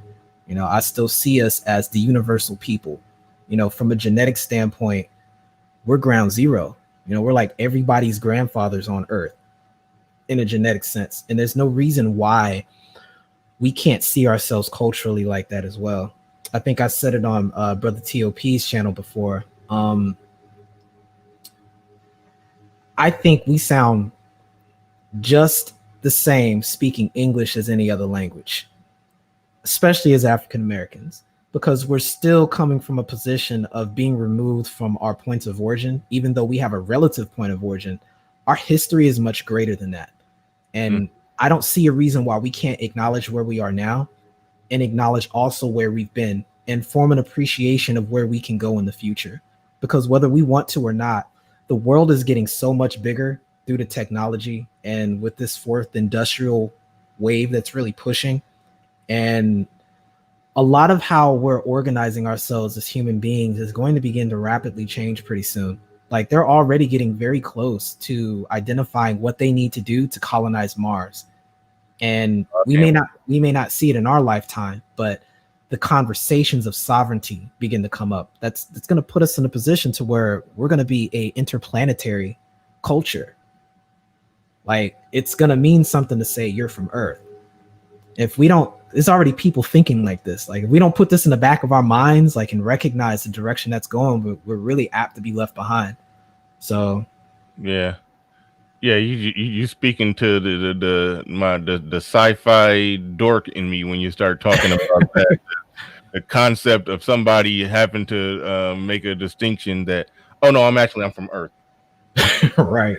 That just that I love it. That's one thing I'm sad about, that I more than likely won't live to be in that time. But I do like the early stages of that, being in development. I mean, somebody will be on Mars in our lifetime. We do know that, and that's another thing I say, that when I start getting real sci-fi into my thinking, I'm like, there's going to come a time when people are either taking jetpacks or beaming up Scotty into Mars and shit, and right. It's like a lot of this race stuff. I feel like it's going to be so far in the back burner that a lot of these discussions are going to sound stupid, when humanity moves along that far. But right now we are where we are. But Dark Knight Mentality says, salute Bernard, peace to you, Nameless. Been hearing you on various chats. Keep dropping the Knowledge Brother. I don't know what those two I think Q's. that's quick question. Quick question, man. This damn internet and everybody abbreviating everything. Quick question. Do you see politics as a path for black men to win? And if so, how should we approach that? Go ahead and fire away on that one. Thank you for that super chat, Dark Knight Mentality. The link's in the chat. Y'all can come on up and we can chop it up, or y'all can give your thoughts on the subject, on the topic. We talked about, I changed the title to Destroying the Gynocracy because it just sounded cool. And that's a de facto sneaky way of putting pussy in the title Right. to show up. But that's funny. But yeah, but the original subject was more or less along the lines of how the black men win. But we talked about the gynocracy and all of that too. But go ahead, you got a question on the table there, so you can go ahead and answer that question. And I did get the email of the promotion of Obsidian versus the World, so I'm going to play that as Obsidian comes on up right now. But go ahead and answer that question, Dark Knight Mentality. So I guess it's my opinion that we need to have literacy in all the areas that Dr. Neely Fuller describes in his compensatory code, that Dr. Claude Anderson talks about in his Elevators to Power. Politics have a place.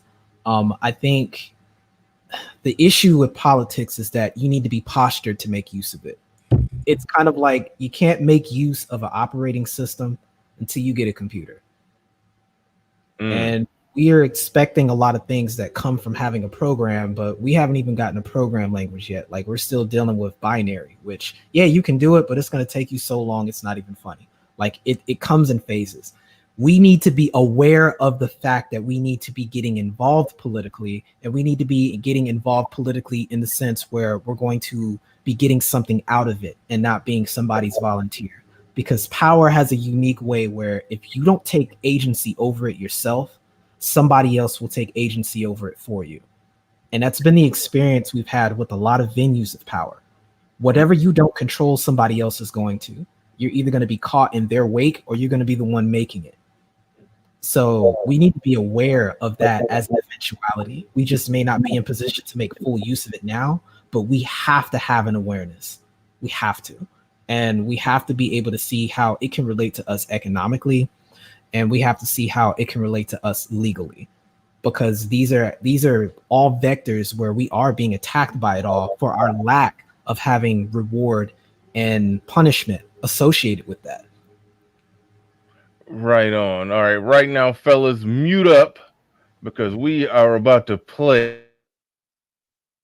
I muted myself too early while I was making an announcement. We're about to play the promotional video of, well, actually, I'm not even going to say it. Obsidian. We need the echo box for you to say Obsidian versus the World.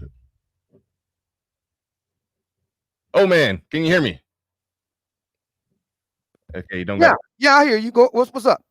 Oh yeah. No, I just wanted you to formally announce that I'm about the promotional clip of Obsidian versus the World on the echo box. I don't know if you was ready. Oh, yeah. Obsidian versus the World. All right. Mute up, fellas. We about to.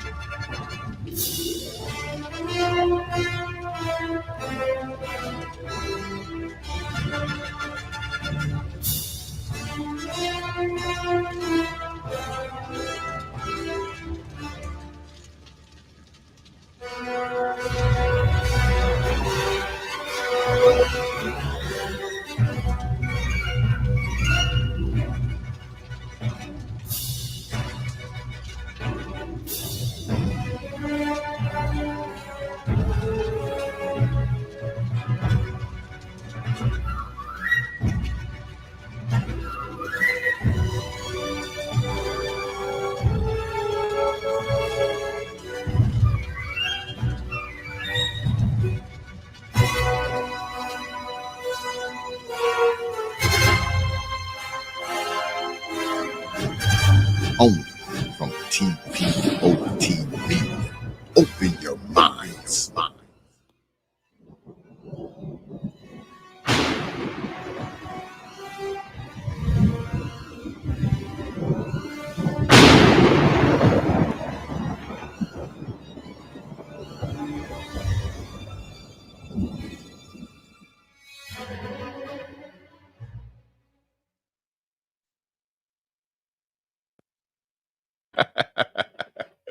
Beautiful, beautiful. I love it.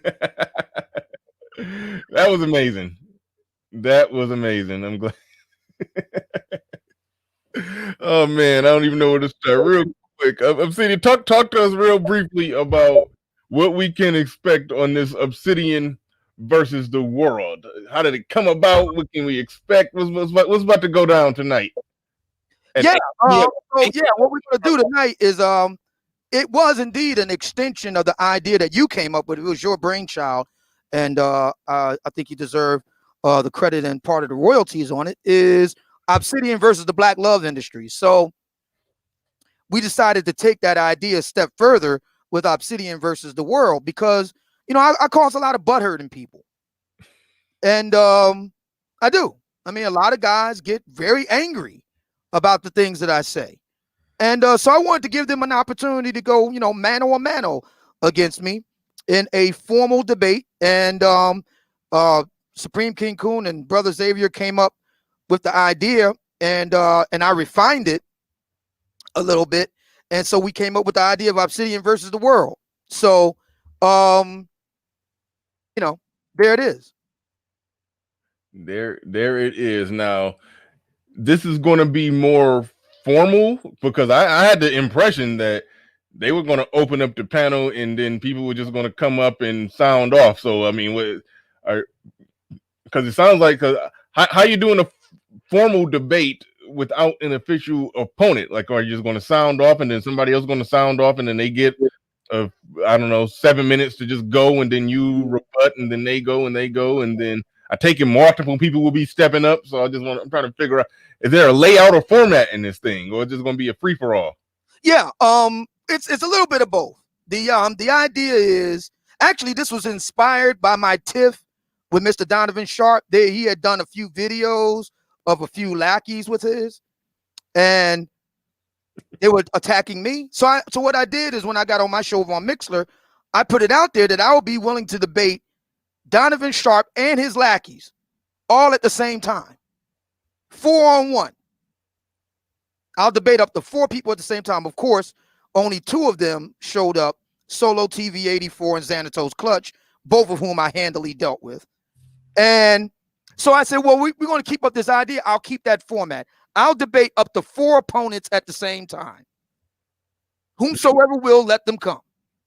Open to anybody. Anybody that wants some can get some. And what we would do is, now this week right here, I don't know what the topic is going to be, which is kind of really fun because, it kind of adds to the excitement because we really don't know what's going to happen. But we are going to adhere to the formal rules of debate. So you just don't get up there and holler and screaming. As a matter of fact, the first person who hollers and screams and curses and all the rest of it, automatic DQ. You have to adhere to the rules of formal debate, timekeeping, rebuttals, things like that. Any personal attacks, any hollering and screaming, any interruptions, automatic DQ. This is a real test to my interlocutors to bring it. Prove that you're the better man. I'll be there tonight, 8 p.m. Don't keep me waiting, boys. Has anybody officially, I guess, verbally stepped up and said, God damn it, I'm gonna be there? I'm like, anybody pounding the table saying they coming for you? You got anybody on the table yet? Not yet. Nobody has stepped up yet. And this is for the guys in the chat room that feel some kind of way. Come on with it. Come on. Come right on with it. Yeah, this should be good. This should be entertaining. We almost had variations of that going on my show, but I didn't want my show to be ground zero for that kind of. Oh man, I see it being wild. I want to sit back and enjoy it. But the only problem I'm seeing, you said no. If it's no personal attacks, most of the people got a problem with you. Not all, because some people can legitimately argue, points with you. Some people can, can argue points, but most people, they coming for the personal. That's what's going to happen. It's going to be so. I don't know how that's going to work or how that rule is going to hold up, because people just want to come in and come in with the personal attacks, and then you kind of you kind of like to throw a little bit of personal mud on too. So it's I don't know if that no personal attack rule gonna be held up on either side. I'm Oh no, I have a fiduciary interest to keep from personally attacking my interlocutors. okay. So I'm coming into the listen, fellas. I'm coming into the field with one hand tied behind my back. How hard can it be to beat up on the little gimp? Tonight at 8:00, I'll be there. All right, y'all make sure y'all show up to, as he said, beat up on a gimp with one hand tied behind his back. It should be fairly easy. Everybody, so show on up. I am interested in seeing that. That's why I'm promoting it. I'll share it when it happens. Sorry, stretching on the air. That's unprofessional. But I'm gonna promote it. Gonna share it. I want to see it. I want to see it go down.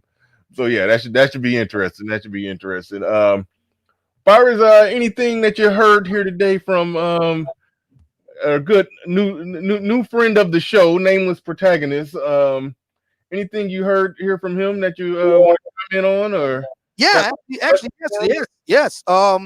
Good. It's interesting that he brought up the piece about colonization of space, and we got the Space Force and stuff like that. But he sounds like a sci-fi fan.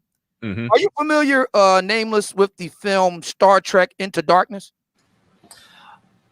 My dad was big on Star Trek. I was more on Star Wars, but I know exactly what you're talking about. I didn't actually see that yet. There's a scene, you can dial it up here on YouTube. There's a scene on it where Kirk and McCoy are on a planet called Nerebu, I think it's called Nerebu. And they're doing their little surveys of the planet, but they have to stay in masked so that nobody watches them, because they don't want to violate the prime directive. But what ends up happening is they go through their situation. They're discovered by this ancient tribe who hasn't figured out how to build the wheel yet, and all the rest of it. And they finally the Enterprise is hidden in the ocean.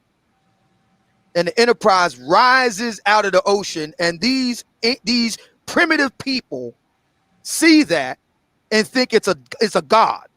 Right. And they start drawing, diagrams in the dirt about it.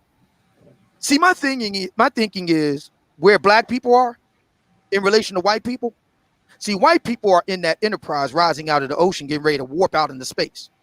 Black people are those tribal folk making drawings in the dirt. That's where we are. And we have to accept where we are and build from there. So with that being said, my question to both you, and I see Brother Xavier's here. So we're all successful businessmen in our own right. And or we all hail from lines of successful businessmen. So the question I would have for you, Nameless, and I guess we could extend this to the rest of the panel, is what did our black forebears do right that we can carry forward? What did they do right? I would say, again, the overwhelming majority of it all was, and I have to go back to The Art of War. I think it's the 5th chapter where it's talking about terrain, and it talks about the different kinds of grounds and the ground that you can stand on and the behavior that your military should have when you're in those particular circumstances. And one of the last ones that he described was deadly ground. And the saying is, on deadly ground, you fight. And he counters that by also stating that when you place your opponent on deadly ground, make sure to never engage them directly or encircle them, because they're going to fight with everything they have. And so the way you defeat an army when you've placed them on deadly ground is to give them the illusion that there's a way out. And once you present that way out, they become so focused on trying to escape that they'll no longer fight you. And you're using the principle of having greater energy overcoming weaker energy. I think what we can learn from the past is that we recognized in the past that we were on deadly ground. And because a way out was offered to us, the energy that we expended into things that were in our best interest to pay attention to were ignored.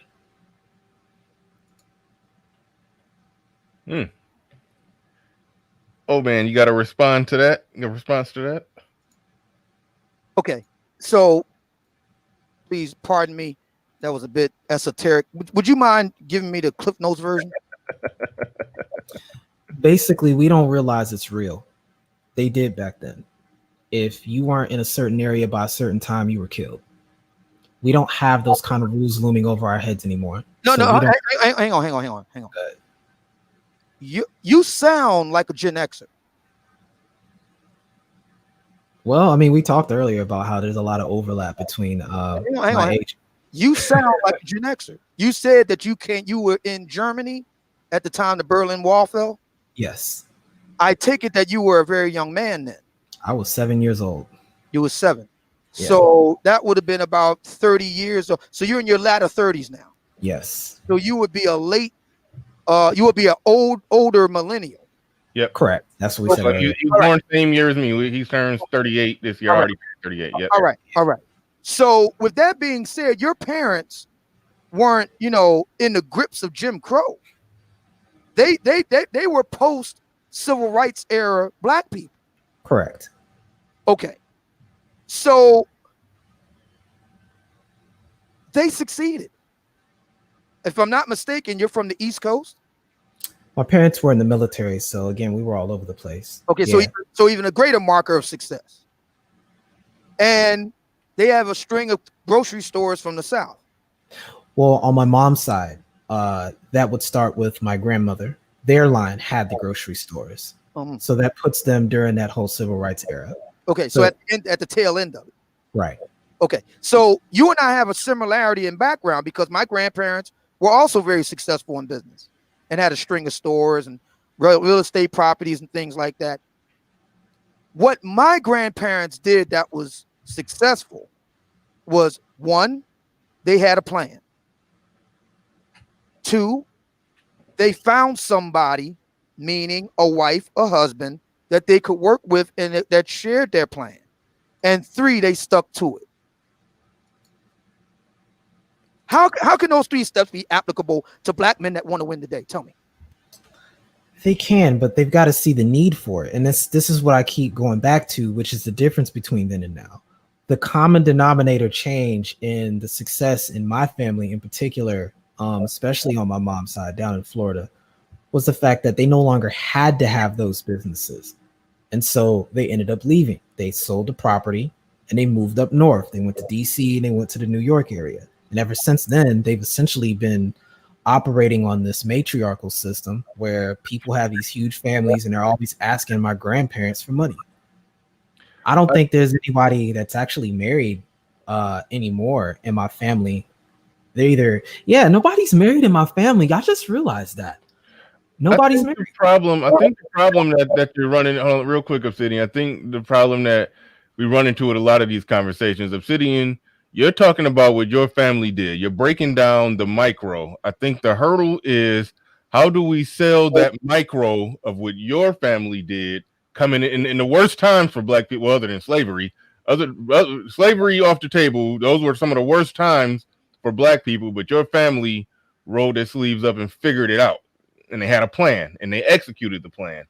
It's about, how do you sell that to more people so the micro can become macro, and then we see better collective results. That's what it is. I think Obsidian, I think you got the right formula, and you've been banging the drum on that since 2018, as far as I know, probably even before that. You've been banging the drum on that it's about, families is meet. Yeah, you said this on O'Shea. I don't know who you was talking to when you said, you told a particular woman, it's about meeting a good black man, getting with that good black man, marrying him, building a family with him, building the people that you would like to see from the ground up, the people that you would like to see in the black community. It starts at home, build them from there, and more people do that, more people grow out, we will have better overall results for black people as a whole. I think part of the hurdle is selling that idea to the masses, and I think a lot of people are not sold on that. Let me ask you. I'm glad you brought up that anecdote. So, why do you think that black woman, that was 2 years ago, why do you think that black woman has not done what I suggested in the 2 years since? Well, timeline wise, at the moment that you was telling her that, it was probably already too late, timeline wise. That's why she put you on the no debate list. But hang on. Why do you say too late? Why do you say that? I think the bun was already in the oven when you hit her with that truth bomb, and that's why she just put you on the no debate list. So, but I don't want to talk about her. Well, no, you brought the anecdote up. I know. I'm just simply suggesting, and your answer moves to another point, and this goes to what Nameless is getting at. Nameless is talking about the shock of freedom. I don't know if you're familiar with that idea. No, I know what you're talking about. I can see that. I don't want to interrupt you, but I wanted to kind of Did you know about Shelby Steele? No. Shelby Steele is the one who called it the shock of freedom. You can look it up here on YouTube. And he talks about how for so long, Black people were never truly free until the 1960s. We've only really been free since the 1960s. Right. Yeah. And that we don't really know what to do with this freedom. We're in a very real sense, in a lot of ways, it would be true. We are behind the 8 ball. That you get no argument from me on that. But there's something else. See, with freedom comes the realization that if you fail, there's no one to blame but yourself. Right, the responsibility and accountability aspect. Right, we talked about that though. Right, and you look at today's times, and we are the 1619 Project, Black Lives Matter resurgence, and so forth. These are all the Colin can't remember his last name now. Kaepernick, the Colin Kaepernick episode. See, these are all instances where black men and black women are trying to find some reason for why they're not succeeding. Well, we talked about that earlier about people able to have a tendency to take the information that, while true, they'll use it as a shield to avoid accountability rather than use it as a stepping stone to get to a higher place. So in this period, the roadmap is very simple. It's not hard. I mean, you talked about, groups of people coming to this country and being successful. That's nothing new. Right. But again, we know what to do. Right. But you're doing it. It's the environment. And I'm not trying to listen. Let me qualify that. Let me qualify that. Let them qualify what you mean by the environment. Have the ability to do it. It's possible to know what you need to do and to have the way of making that happen and still not act in your best interest. It's our choices. See, this is the reason why the anecdote that Bernard mentioned is so powerful. That woman I was talking to could have made a different choice. Right. But we go back to human nature. Human beings, if people knew why human beings tend to make decisions that aren't in their best interest, like, I can't even imagine where we'd be right now. But reality, we probably wouldn't even be human. But part of human nature is making the right choice too. That's my point. But there's also an interrelativity to us and our environment. When you look at that, I'm not trying to say this as a cover. Let me finish my point. Let him lay it out. Because I already understand what you're saying, and I'll say that I concur with your sentiment. But if you're in the process of problem solving, the moment you start really presenting this is in your best interest, the way we interpret it, irrespective of whether you're correct or not, is immediately from a position of it being shaming. I'm not saying that's what you're doing. I'm telling you that is the tendency. People tend to take this information. That's the language of losers. Well, I mean, if that's part of the internalized culture that we have now, because I agree, that's the language of losers. So what we have to do is we need to take where we are. If we're only going to be responsive to changes in environments, which is the only thing that's left, we need to figure out ways of demonstrating beyond the mechanism that people are internalizing status reports as insults. Like, we have to start there. And what I find is a lot of times it just boils down to simple self-esteem issues, which ties into what Bernard was talking about earlier with the mental health issue. There's so many negative habits and dysfunctions that have become normalized in the Black community that they've solidified our worldview. We don't even understand that what we're doing isn't normal until we step outside of the United States and really observe how other people operate. And I think that's something that gets downplayed a lot. You know, there's a lot of us that don't think that way, but we need to recognize that we're going to be in the minority. And unfortunately, even amongst those that do think like that, we don't start thinking like that oftentimes until, you know, we're a lot older, you know, and getting to a point where we're established. Whereas other groups of people have some benefits, some cultural rewards, some cultural plug-in to incentivize people to get down that path sooner than later. But yeah, but every last one of us is in a position to do what we want to do right in our own house. That's where it starts. And I noticed that these discussions, we keep trying to get away from that. I want to bring it back to the individual. What are you doing today to make a difference? We said that earlier about self-mastery. Pardon? Well, let me ask this question. I want to get your official position on this. I didn't think to ask this during the interview. Do you think, I know this is one of the things that Obsidian bangs the drum on when a lot of black people talk about racism and white supremacy. I looked at it as you were talking about our past, just looking, I like looking at our history, you know, purely from just an academic standpoint. I don't look at our history and say, this is what's stopping me from doing anything. Right. So let me just put the question out there just to make sure I got your official position on this. Do you think black people lack a performance, so to speak? Do you think it's more because of racism and white supremacy, or is it just culture? I'm going to say they're all the above. And I think I go back again to the instance of taking information and taking a status report and using the status report as an excuse to do something or an excuse to not do something. It's all about how you look at it. The white supremacy. Give me a quick example of that. Taking a status report as an excuse to not do something. Explain. So it kind of alludes to the question that you just asked me. So like I can look at, I'll use a personal example. And this is something I'll admit. When I was younger, a lot of the reason why I pursued going into the government and taking that route with the military is, in spite of what a lot of people told me, I was just simply under the belief of two things.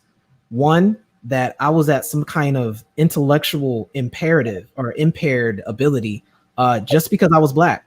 And that because I was black, if I pursued being a lawyer, that people wouldn't take me as serious. And so I automatically excluded that as an opportunity to pursue. This is kind of like the end result. It kind of ties back into that doll test thing. It wouldn't be like, I'll be real with you. Like growing up, you know, I got exposed to the Asian community earlier through martial arts, and it shaped a lot of my worldview. And at the time, here I am, 7 years old, having dealt with a divorce with my parents. I'm living with my grandparents. They get me into these classes, and I'm already feeling the difference in alienation of being black. They don't like seeing somebody that doesn't look like them doing better than them at a certain thing like that. And I was just determined to not be overlooked just because I was black. So I took that and I worked my ass off to where by the time we would go back to these tournaments and all of that, we were beating the brakes off of them so hard and so decisively that there was no question on I earned my place there. That speaks to a particular kind of psychology a lot of us have. Also during the same time period, even though nobody directly assaulted me, I was under the impression that, again, I was at an intellectual disadvantage over something I was born as with no control over. And so my solution to that at the time was to go out of my way and learn as much as I can and study as much as I can so that I could have more information readily available to me so that I could perform faster and therefore compensate for my perceived lack of intellectual potency, right? It wasn't until I was much later that I learned about epigenetics and realized the bell curve was on some eugenics BS, and that the reality is if I was really that intellectually impaired, that I wouldn't have had the ability to even learn the information I did in the first place, which again speaks to how deep a lot of this conditioning goes. You know, for a lot of us, it's the intellect. For other people, it's self-image. When you're bombarded with all of these images, you take that to heart. Ultimately, should you? We know now not to, but we also know the power in that. So this is kind of what I'm speaking of when the information of white supremacy is there. It does affect you, and you can either use that to hide behind and say, I'm not going to do it because of that, Or you can look at it like, okay, here's a condition. This is what I'm going to do to circumvent that now. All right. Are we going to put a pin in that right there? Because I do want to go to Brother Xavier, who's hosting the Obsidian versus the World um, Coliseum Gladiator Pit match today. So we got to pass it to Brother Xavier. If y'all not subscribed to him, y'all need to go subscribe to him if y'all don't want to miss this debate tonight. Without further ado, X, what's going on? Peace, Brother Bernard.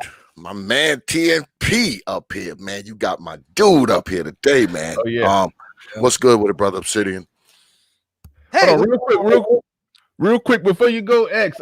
D Macon. I don't want to say your government name, but whatever your YouTube name is, I'm not even sure who you are on YouTube. Shout yourself out in the chat. You just sent me a nice little sizable. I shouldn't say little because it was a sizable Cash App. So I do appreciate that. And I don't even know. I don't want to say your government name, so I just put D Macon right there. So whoever you are in the chat, shout yourself out so I can properly address you. So thank you for that Cash App. I appreciate that.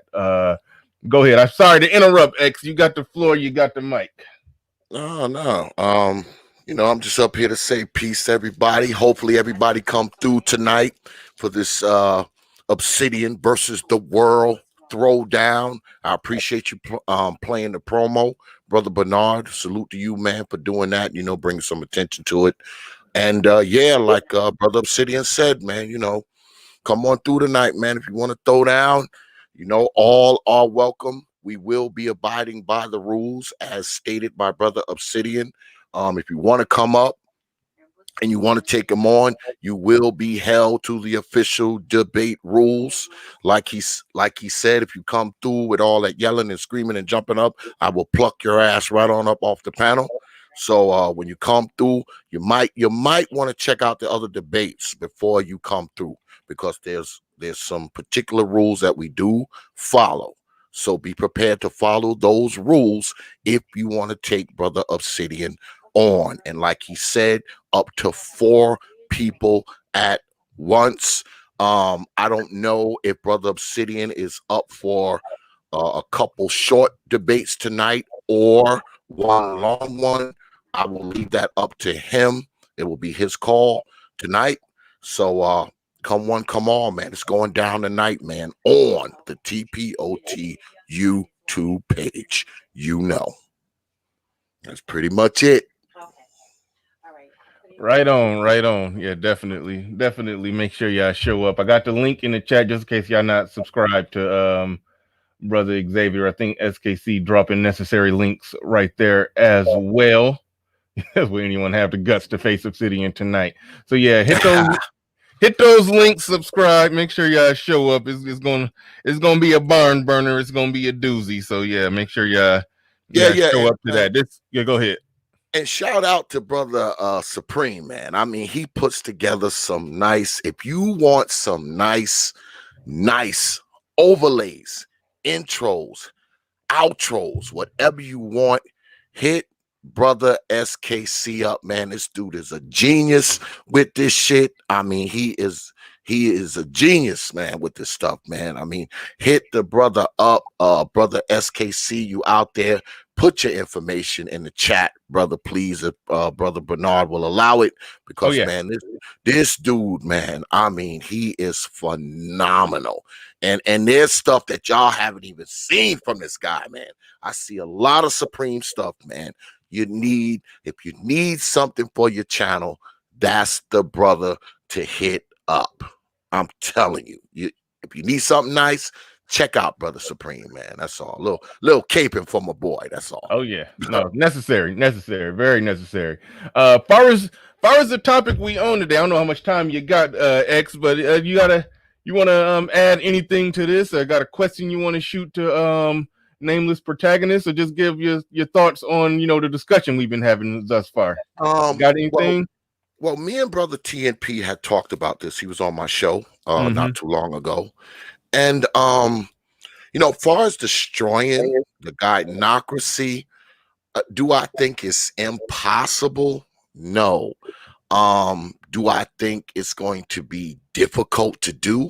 Absolutely. because number one, we have to change our minds before we change anything else. You know, I mean, it's hard for you to think one way and act the opposite way. So Mhm. I mean, we have to, the first thing we have to do as a collective, as far as Black people are concerned, is we have to change our minds.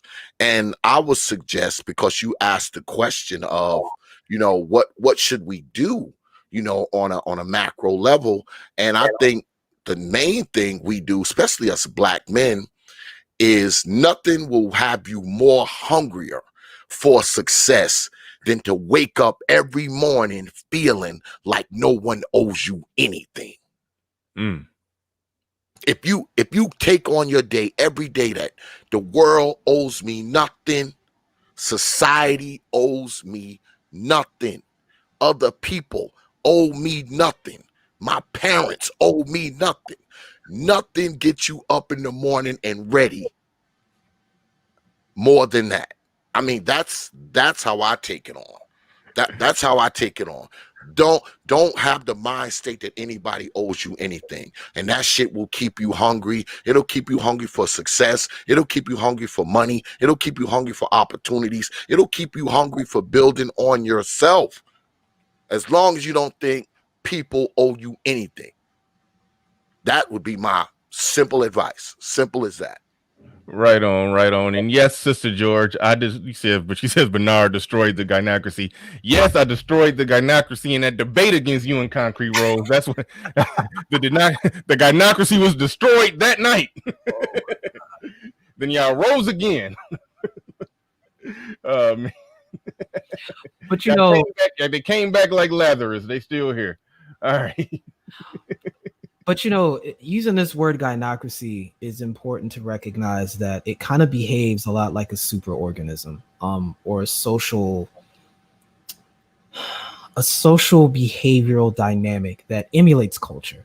You know, it's not some tangible thing you can touch. It's a set of ideas and a mindset that does have a history associated with it. And you can see the results of it, even though you can't pin it to no one person, because it's not just one person. You know, we have to use this word to kind of describe it so that we can use a scalpel rather than using an axe to just cut the whole limb off. You know what I'm saying? It allows us to do surgery because it identifies that it's not some attack against women. It's not some attack against Black people.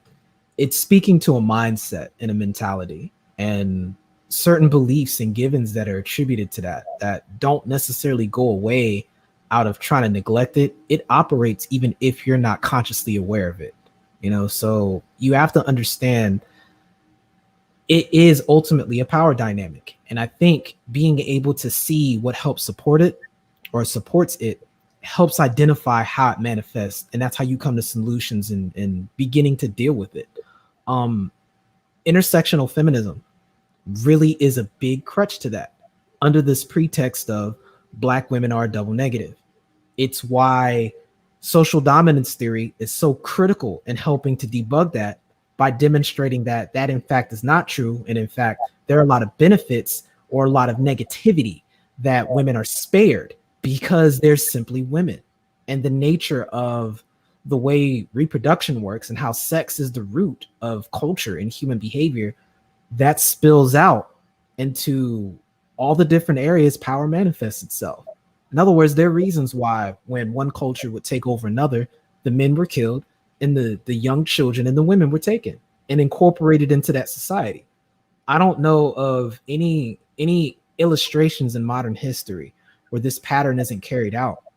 And until you get that group of men and you fully incorporate them into the society fully, then you're going to run this risk of that going down. And I think Black people are in a unique position to where we're held in this limbo. You know, we're separate and we're included, but the way we're included is so nuanced that, you know, you can't put this one size fits all. And you can. I mean, people do it, but it's not honest, man. Like, you can't say that everyone's a monolith here in the country. Brother Xavier just got finished saying he's a successful businessman, Gen Xer, Black just like the rest of us. He just got finished saying how you can take one bit of advice And that's not to make excuses. Nobody owes you anything. What does that have to do with gynocracy? What does that have to do with white supremacy? He made it. I made it. Bernie made it. None of us talk about no one said you can't. So why don't no one says you can't. So why don't we talk about that then? Why not? Because once again, it does affect you on an individual level. It didn't affect me. It didn't affect Bernie. It didn't affect me. Because you're not aware of that, and just because you're an illustration of that doesn't mean it hasn't affected you. Maybe you're not aware of that. Again, there's a lot of. But how do you explain Bernie and Brother Xavier? Are they not aware of it too? Well, there may be things that they weren't aware of, and who's to say that everybody's circumstance is the same? I mean, I'll give you an illustration. Me and my brother came up in the same household. He's dealing with a whole strag, with the whole baby mother situation, and has a mindset that he's somehow a deadbeat, even though he's gone out of his way to help his kids in every way possible. And everything that he does and tries to do to fix his situation ends up with her doing things like calling the police on him, getting restraining orders to get him kicked. He chose poorly. What I'm saying is, what I'm saying. Yeah, hold on, wait a minute. Poorly in a mate. He made a bad decision. What I'm saying is that's one illustration, because his whole reasoning for doing that is because he didn't want to be like our father was, who ended up getting a divorce when I was 7. So here we go with this cycle again. It's like, well, wait, hold on, time out. Let me try to hopefully bring some clarity into this. I think Obsidian is right in saying he made a bad choice. What you're saying is that despite that bad choice, he's trying to do everything he can to try to right the ship. But it's fair to say that initially out the gate, he made the wrong choice with the wrong woman. So that takes us round robin back to something that Obsidian is saying, that yes, there are Black people who, despite everything, are successful. How do we replicate them? How do we sell the idea of this is the better way to go about it? This is the right mindset. You know, that's what it. I agree. And I don't want to downplay what Obsidian's saying, because what he's saying is a correct observation. But looking at it from his perspective, he met this chick in high school. They were together in high school. They met at church camp. Mm-hmm. So, I mean, like, our parents knew their parents. That completely. So, like, this wasn't on some, we met in the club on some hookup app. You understand what I'm saying? Like, we knew who her parents were. Her parents knew who my parents were. They were over our house. We would invite them over for Thanksgiving dinner.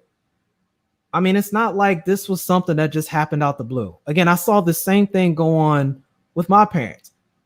You know, my grandmother, and I'll illustrate another point. My grandmother, the one that had all the that inherited some of that money. She was also one of those individuals with a solid government job. If you saw that movie, is it Numbers? The one where the folks were in NASA doing the number crunching. That's what she was doing back in the day. And she got into a car accident, and she wasn't able to really go to work like that anymore. And so when she got with who I didn't realize was, I call him my grandfather, but I guess she had remarried. Prior to that, you know, she was all about that independent woman stuff, because it was up and popping in the 70s like that. You don't need no man, blah, blah, blah. She got into an accident, then met my grandfather. And they stayed together all the way up until she died in 2007. So I look at my own anecdotal experience and I see, okay, the only successful marriage that I knew was one that was rooted in a interdependency. And I see the common denominator being that when the interdependency is compromised, people are going to behave the way they behave. My mom still hasn't been able to remarry, but my dad did. And he's been together with the chick that he met out there in Cali ever since they got a divorce when I was 7. They got their own kids. They've been successful. He's got his own business and he's doing his own thing. All right. Infantry skills. I don't mind you hanging out in the chat, but I don't like when people in the chat room essentially try to heckle somebody who's on stage. Now, if everything you're going to type is just going to be you heckling Obsidian, then I'm going to start timing you out. You don't distract from the show. over a little personal, I can't even say personal thing because he's never actually spoken to you directly because you won't come up on a panel. So but that tells you everything you need to know, doesn't it? Yeah, I know. So that's why I'm saying that he will ultimately be timed out, not blocked, timed out. If you're just going to just keep heckling somebody who's on stage. No, we know everything we need to know about you, dude. Because I can tell you ain't left your house. Because the shit that you said to me, because the shit that you saying to me, I know you ain't had your ass beat. At the end of the day, fuck all the successful shit, nigga. I'll break your old ass neck, nigga. Whoa, what did I miss? What's going on? I'll be at the pyramid. Oh, motherfucker, somebody already done broke your crippled ass leg, nigga. Come and get you ain't shit. Did you buy that Mini Cooper yet? Listen, I got an Obsidian. I got bro. Obsidian, ignore that. I don't know what happened. So clearly something was going on in the chat. Oh no, I just put the short pants that he belonged in. No. We moving right along. It's been a great conversation. Move right along, orphan. Move like a come on, Obsidian. Obsidian. Now let's get back to business, shall we? Yeah, so, silent. So as I was saying, Nameless, you left out one major detail, which was that your parents got divorced. Yes. We know from sociological study what divorce does to children. We know that divorce creates outcomes in the lives of children to where they're more likely to be divorced themselves. We know that they're more likely to have all kinds of wayward problems, both as children and as adults. So we're looking at in your own family, we're looking at personal decisions that had long-ranging implications. In my family, nobody got divorced. Everybody stayed married until they died. So again, it's showing the difference between personal choices. So once again, I'm not trying to discredit what you're saying, but that's not necessarily the only factor. It's not necessarily the only factor. To use that instance of I'm successful, therefore everybody else can be successful does carry water, but it carries water only so far. And it's not to say that it's wrong. It's to say that, yes, there's a tendency. But when I'm talking about things like the gynocracy, for example, it's not to say that the gynocracy didn't play a role. And it's not to say that people are exclusively failing because of that. But it does set an inertial precedence that does, again, line up with the trend in the West with intersectional feminism. Yes, but intersectional feminism didn't play a role in Brother Xavier's life. It didn't stop him from being successful. He was successful in spite of it. But then all the more reason why we need to look at a Brother Xavier and say, how can we take what he did and scale it? Again, we said this already. People have to sit down, make the acknowledgement that it's there, do the introspection to say, okay, what misconceptions may I have had as an individual that I can use to redirect myself in a more positive direction? Because the basis of that statement was, I can't help anybody until I help myself first. That was one of the first things we said on here as a given. So you're agreeing with me. It does come down to a personal choice. Everything begins with personal choice. Okay, so we agree. But it doesn't invalidate the environment that you're making that choice under. No, but it means that the personal choice is more important. It depends. It's relative. No. Your own life proves it. Your parents made a personal choice. Your brother made a personal choice. At the end of the day, they made the choice. Any other black man here can do the same. They can. But once again, and this is where we're getting into that, like, nobody exists in a vacuum. There are a lot of things that happen in my life, and yes, it does depend on the way you respond to what occurs in your life. But you need to have a level of awareness a lot of times to be able to understand what choice is in your best interest. I'll give you an illustration of what I'm talking about. I was animated by a lot of misinformation when I told myself that I couldn't be a lawyer. And I chose a completely different path. off of presuppositions that I derived from my environment, my anecdotal experience. I made at the time what I believed was the best set of information I could do. I managed to make it out. I managed to be relatively successful. I got into a lot of areas that I wouldn't have been due to the clearances that I received. But who knows what would have happened if I had pursued really becoming a lawyer. My environment played a lot of role on how I viewed that. All right, real quick. The last hokage. Okay, so Obsidian can attack Silent's mom in his status as an orphan. He claps back, and Bernard's solution is to kick Silent off the panel. Come on. Okay, I don't know what the hell they had going on in the chat. Like I said, I'm pretty bad at watching the chat. I see some stuff. I don't know what they had going on in the chat. I know it was peace on the panel. Silent came up and broke the peace on the panel with a personal attack on Obsidian. So Silent did break the piece of the discussion on the airwaves. That much is true.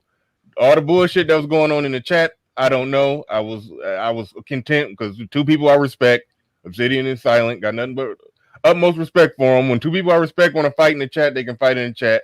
When it turns into a fight on the panel, I got to referee it. And the person who started the fight on the panel, who came up on the panel just to fight, that's the aggressor in the conflict on the panel. In the chat room, I don't know who threw the first punch then. After I got Silent off the panel, I then made sure that Obsidian was not going to further attack him after he was gone. And then Obsidian got back on the topic to carry on the conversation we were having before Silent came up essentially to fight. So y'all can't say that I'm just doing something wrong. He broke the peace on the panel. Now, if they want to fight in the chat, they can fight in the chat, but they're not going to do it on the panel. All right. Latrell Pollard says, "Hey Bernard, the old man deserved the smoke. You should have let them rock." Yeah, some of y'all just want to see nigga shit, and we kind of avoiding nigga shit. At least we working on it. This is the grown man hour. Typically, if we do 4 hours, maybe 15 minutes of each hour, we act like grown men, and I guess that comes together to form one grown man hour out of 4. We're gonna try to get it up to 2. If we do 3 hours, I want 2 of them to be for us to behave like grown men. We can change it to grown men hours. So that's what we're working on here. We're working on getting rid of all of the coming up just to fight and personally attack. I don't mind passionate debate on topics. That's good. Just coming up to just say, "Hey, motherfucker, you bitch ass nigga." No, come on, we not doing that. And that's what can I jump in here today? Yeah, absolutely, Brother Bernard. Yeah. To my brother, Nameless Protagonist point. When I was coming up, right, I was aware that, there was going to be certain obstacles, in front of me trying to do what I did. I mean, I've only had my business for 6 years. All right. And I'm in my 50s. I wish I had started my business when I was in my 30s or my 20s even. I mean, I spent more than 2 decades working for white folks. I mean, what I do now, I did it for white folks for like 24 years. And, one day it just finally clicked that, hey, I don't want to do this for other people anymore, especially white people. What I do, I can do for myself. But I had to come to that realization. But before all of that, before I started working and started my career, I was well aware that, it was going to be hard for a black man because of the type of business I'm in. There's not many brothers in it. I discovered that quick. I also discovered that it was going to be a little harder for me to do it as a black man, especially when I was so used to doing it for white folks for so long. I had to change my mind frame and get out of that whole worker mind state and get into a boss mind state. I had to switch that, right? And that came with a lot of hard work, to Brother Obsidian's point. I mean, I was always taught to work hard, man. I was raised by a blue collar guy. So I was taught to work hard. If you work hard, my father always said, son, if you work hard, there's nothing you cannot get. But along with the hard work has to come a hard plan. Has to come a hard plan. He said, don't just jump out there willy-nilly trying to do something that, number one, you're not experienced in, and number two, you don't know at least 80 to 90% about. And I never realized that until I went to go out on my own. I started my business in 2014. I didn't see a minute amount of success until almost 3 years of it. So it was a lot of freaking trial and error. It was a lot of almost failing. It was a lot of sacrifice. I mean, it was crazy, because when I first started out, I was literally taking money from other sources to keep the business afloat. So I'm not going to sit up here and say it's easy, because I know it wasn't for me, because I wasn't born with a silver spoon in my mouth. All right. I was raised by working class parents. All right. And right now, I'm not rich. I'm a working man. And I tell people all the time, the difference between a rich person and a working person is a working person has to work for the money he makes. A rich person, he makes his money work for him. And as it stands right now, I still got to get my ass up every day, 5 o'clock in the morning, and go to work. So until I'm not doing that anymore, I don't even consider myself successful, because my father taught me this too. And I'll shut up because I'm about to get off of here.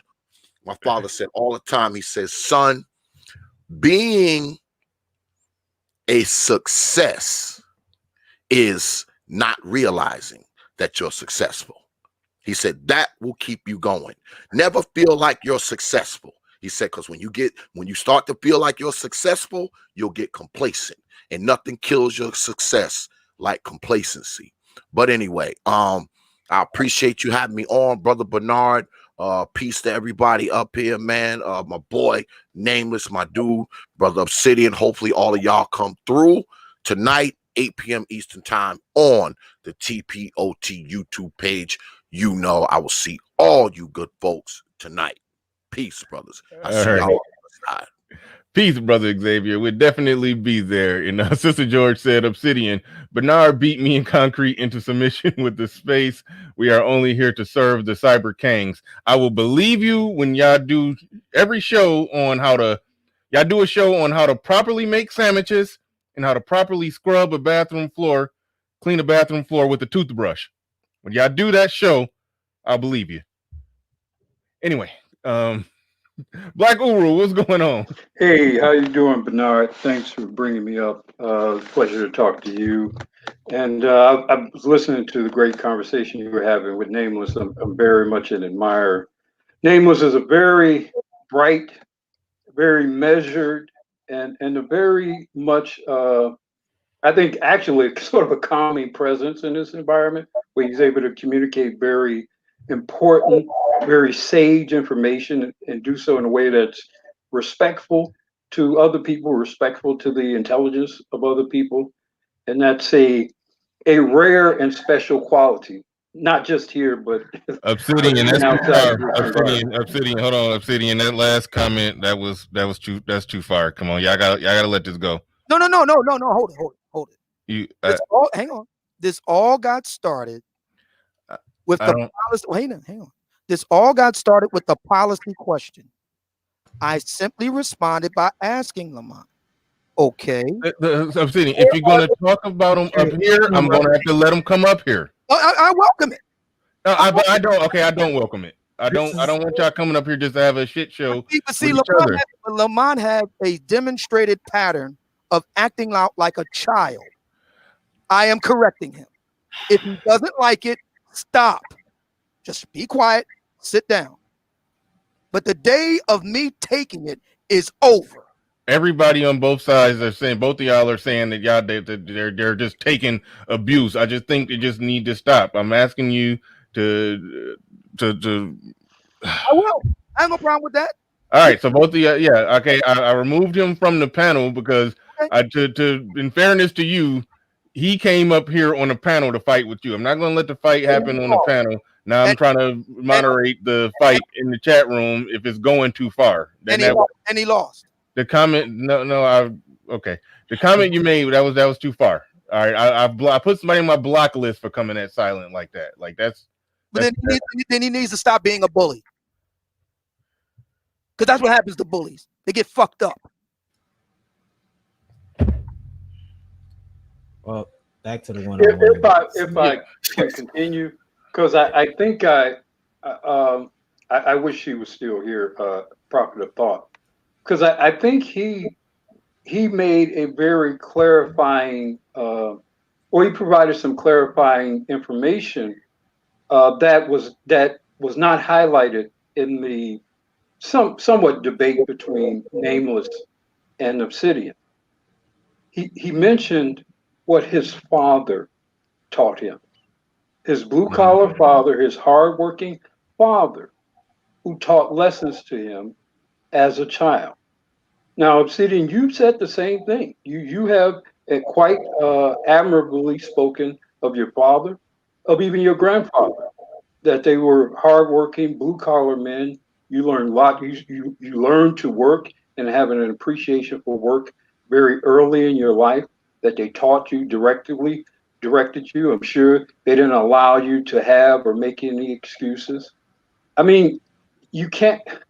When you go back to the issue of the gynocracy that Nameless has aptly described, the gynocracy has effectively eliminated that. The gynocracy has I'm older than you, Obsidian. I saw those generations of blue collar fathers working with their sons.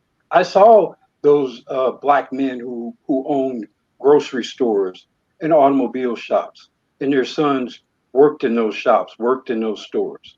So I saw that legacy of father passing to son lessons that trained and prepared them to work hard. But then I also saw that broken, I would say maybe 35 years or so ago.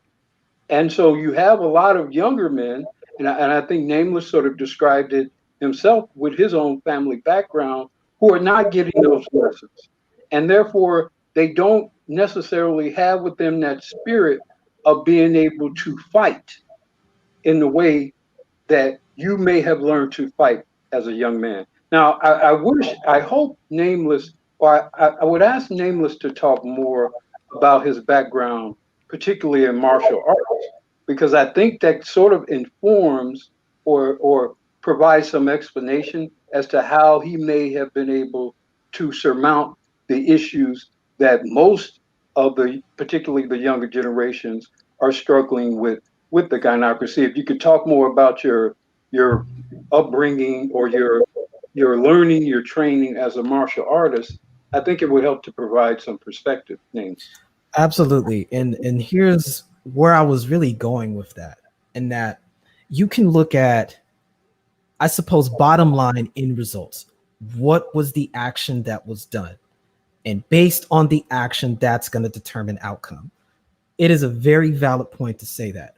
But when you're dealing with human psychology, and when human psychology adheres to culture and culture adheres to history and environment, it makes things a little bit more complicated, because the way or your rationale behind making those decisions ends up mattering in the long run. Because I came so close to being destroyed, and my reason for making those choices wasn't rooted in things that I got from my family, but things that I got from sources that were completely removed from what would have been considered so-called Black culture.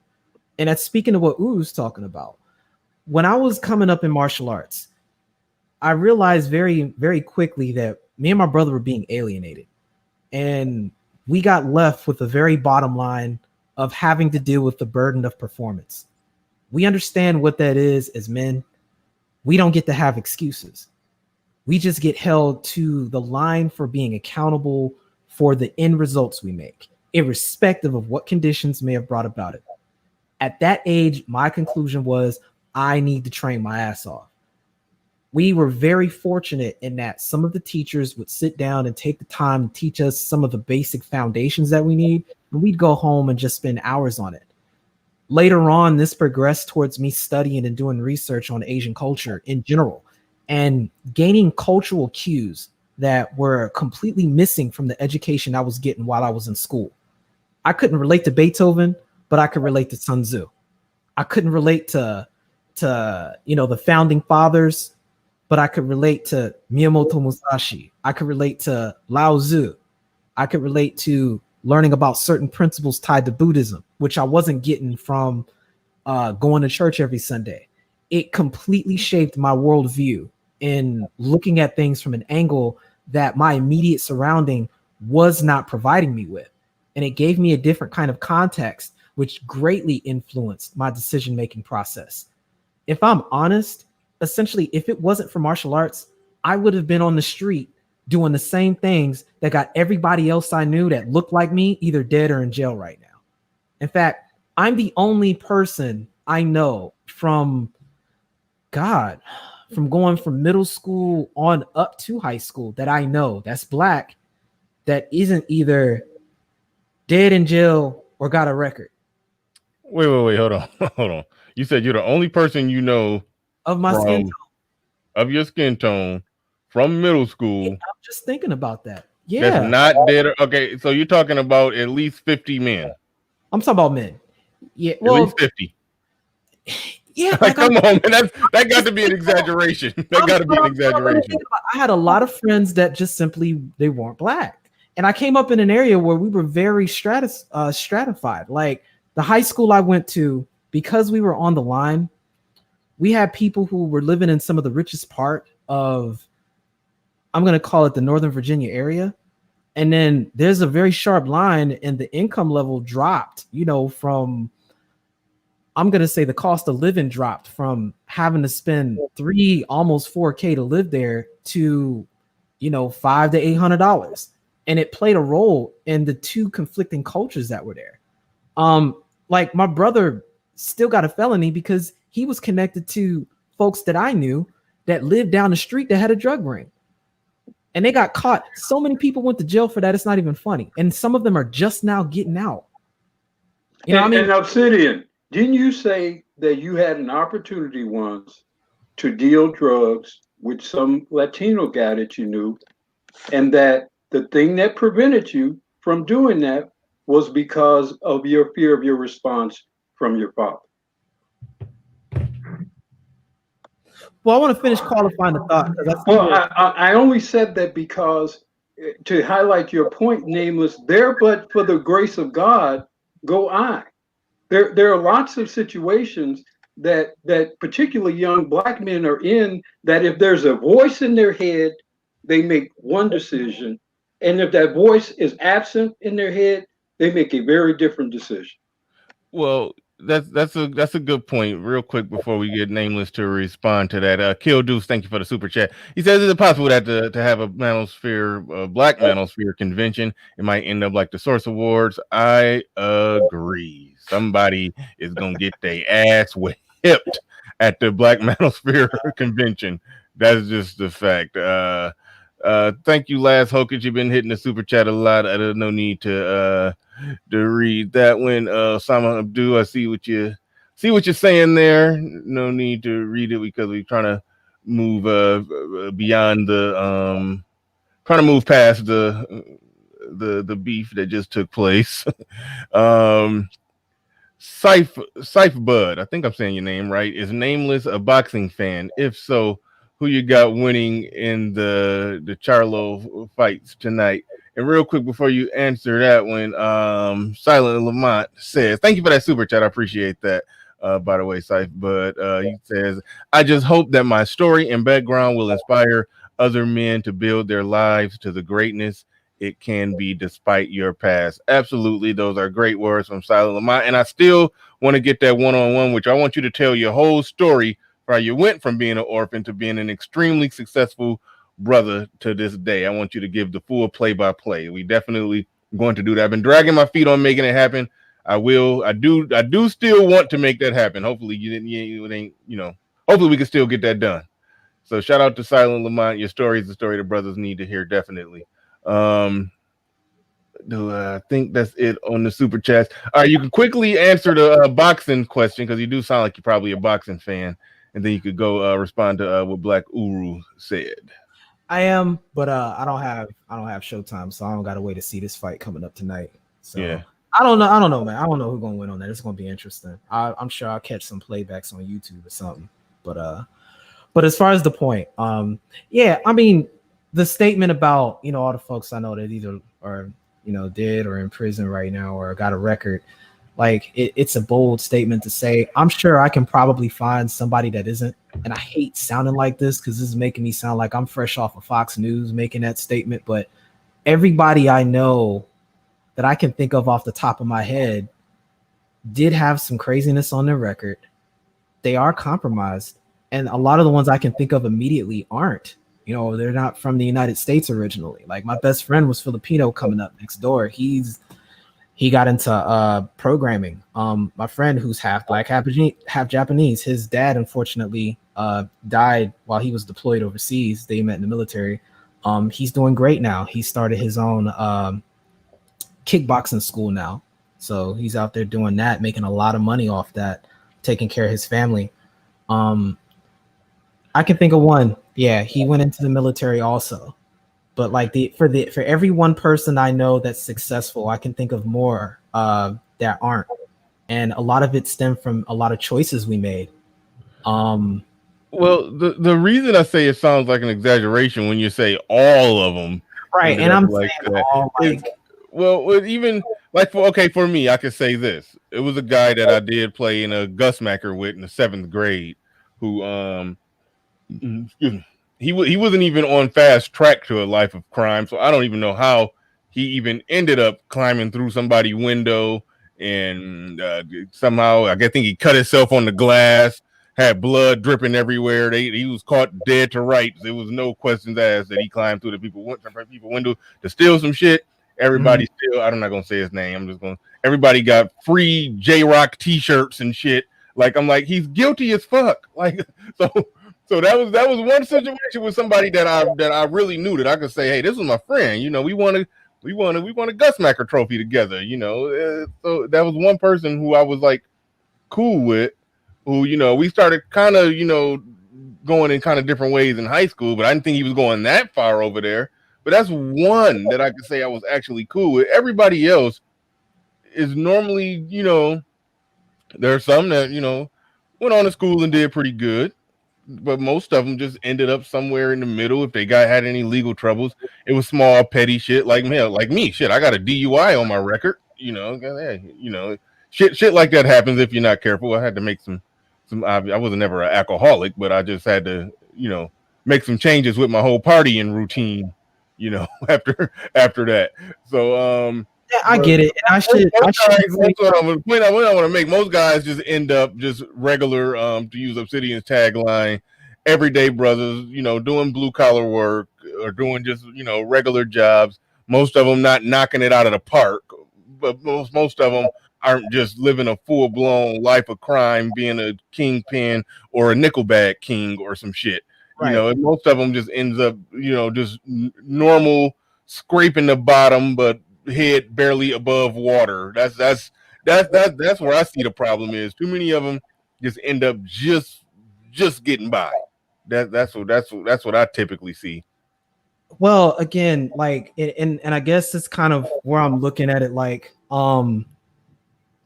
and again, I just made a cursory thought about that. Like, I just couldn't think of the overwhelming majority because a lot of things were going on where I was at the time. Where I was at, in particular, the pilot program for ICE, it's known as ICE now, was going down, and there was a lot of activity that was taking place where they were busy trying to clean up, quote unquote, clean up, and people were getting arrested left and right so they could try to get the real estate value up because they were trying to compete with Fairfax. So there was a lot going on when I was coming up. We had race wars going down low key. It was a whole mess. But the point I was trying to make was I was inclined to want to get involved with that stuff. And the only thing that kept me was two questions I asked myself. One, is this going to slow me down in my training? And two, is this going to involve me needing to take any substance that may slow me down? And usually the answer was yes. And if it was, then I didn't get involved in it. And it would have been like, come to find out, because I didn't go out with this group of people, they didn't get hemmed up by such and such. You understand what I'm saying? There's a lot of that was going down where because I made the decision not to go a particular place at a particular time, I wasn't drinking, I wasn't smoking, I didn't get caught up in something. I mean, it's probably a big reason to this day I don't drink or smoke or do a lot of those things. You know, it's rooted in a lot of those decisions I made earlier, but it wasn't because I was trying to stand on some higher moral ground. It was just I had a priority that was ahead of myself that was greater than what the environment was presenting me. And I directly contrast to the decisions my brother made, and he didn't feel as strong about it as I did. He got into we pretty much were doing the same level of training, got exposed to it, but he made a decision like, I'm not really trying to invest in it like that. You know, they clowning me for doing martial arts. I'm gonna stop. And then he got involved in the same decision-making process, so to speak. And, you know, he ended up having to suffer consequences for it. And I guess it's maybe because that hits me so close to home because I saw how it went down with my immediate surrounding and with him. So I'm saying all that to say that this plays into the way you see your environment, your culture, past decision making that have occurred before you even show up really help frame what you take away from your environment. And I was stuck in a very odd position to where, you know, I could go off in one direction or I could stay connected to the community. And I chose to try to do both. Like in high school, I started a breakdancing crew and got it approved through the principal as an official activity.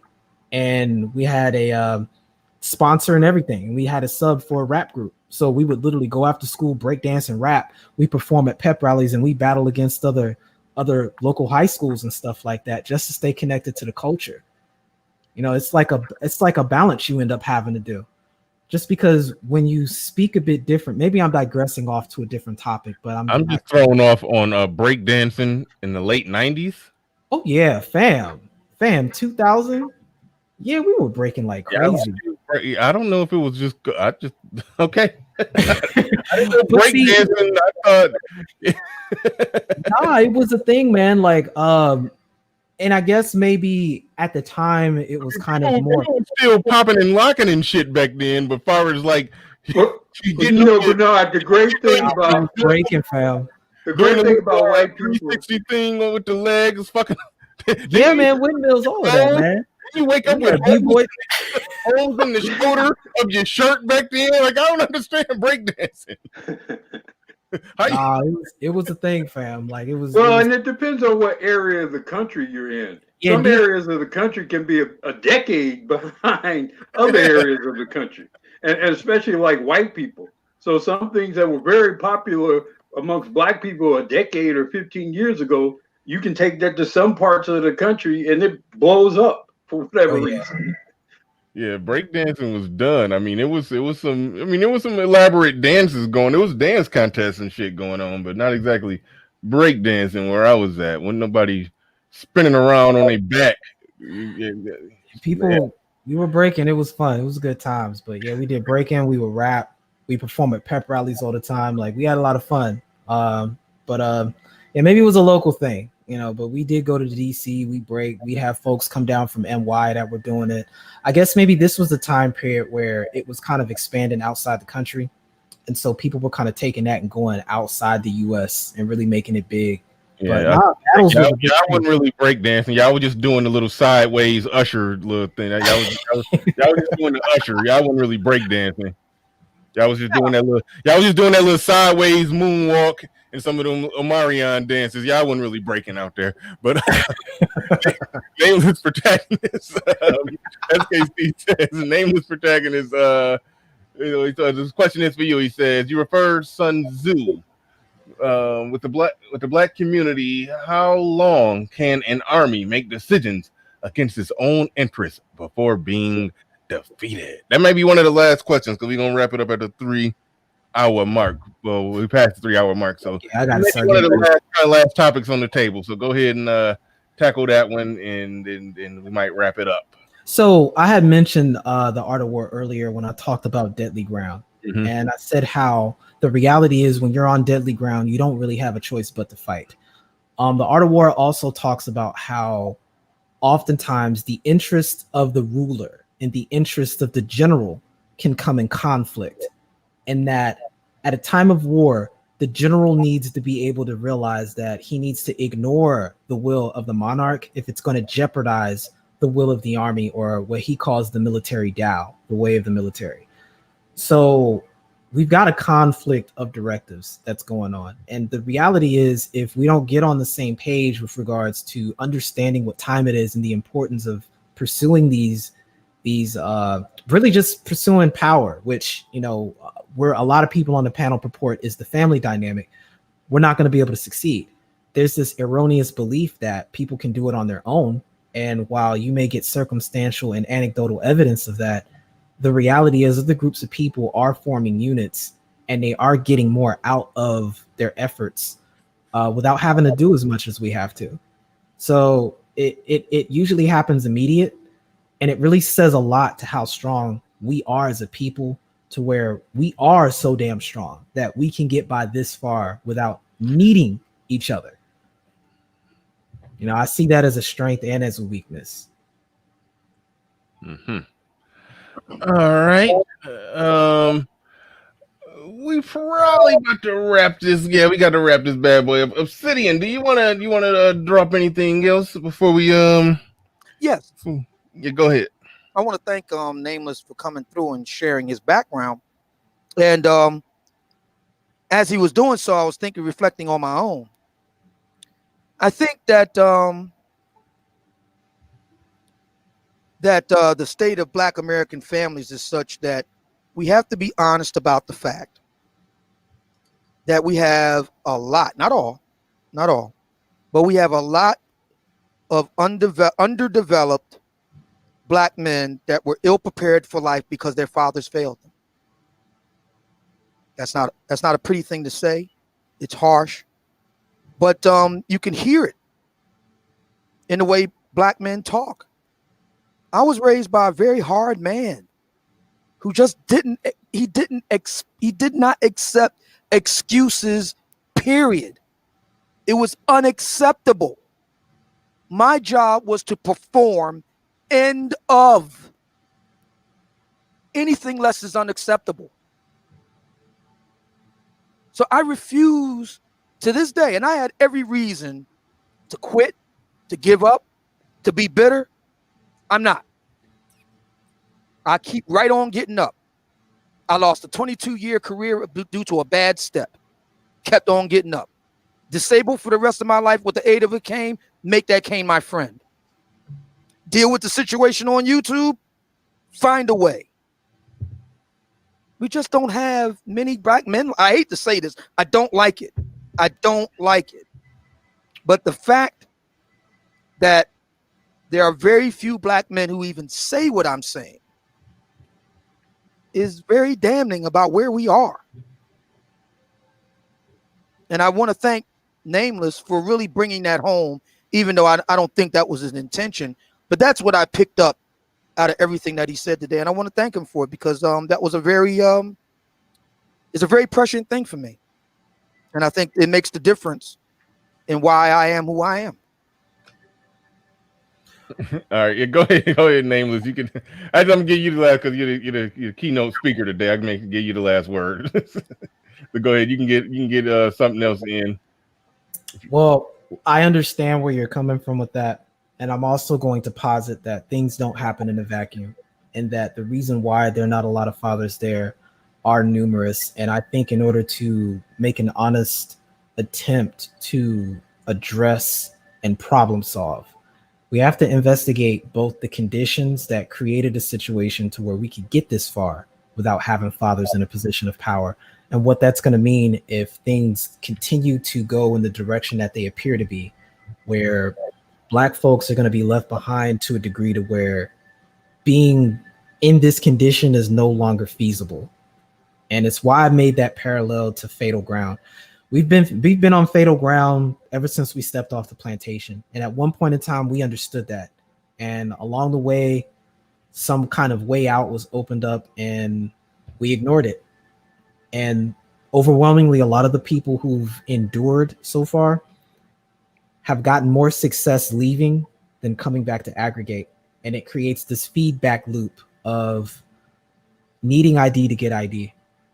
It's not a coincidence that a lot of the individuals that are the most qualified to help address the situation aren't given the authority to do so, but they're being held responsible to do it. And they don't feel any attachment to something that didn't help put them in the position that they're in. And it's a difficult conversation to have. And until a lot of people start wanting to get honest about the position that Black men are in and the Black position, or the position that Black men have been brought up to be in, and to recognize that as dysfunctional and begin to take steps to address it outside of presenting it as a shaming thing, I don't see us getting anywhere. But the upside is this environment changing has given us an opportunity to do that. So as COVID gets worse, as people start losing jobs, as people are forced to start making adjustments, I think it's going to bring the conversation to this point, whether we mean for it to or not. And we're going to have to start making some very hard choices on how we're going to solve this long-standing issue that we've brought with us from the plantation, honestly. And we can either use it as an excuse to hide behind and, pull the accountability card indefinitely, or we can agree to come together and say, in our best interest, we need to cooperate. And I really think that's what that boils down to, as far as, developing a lexicon like this word gynocracy to address it.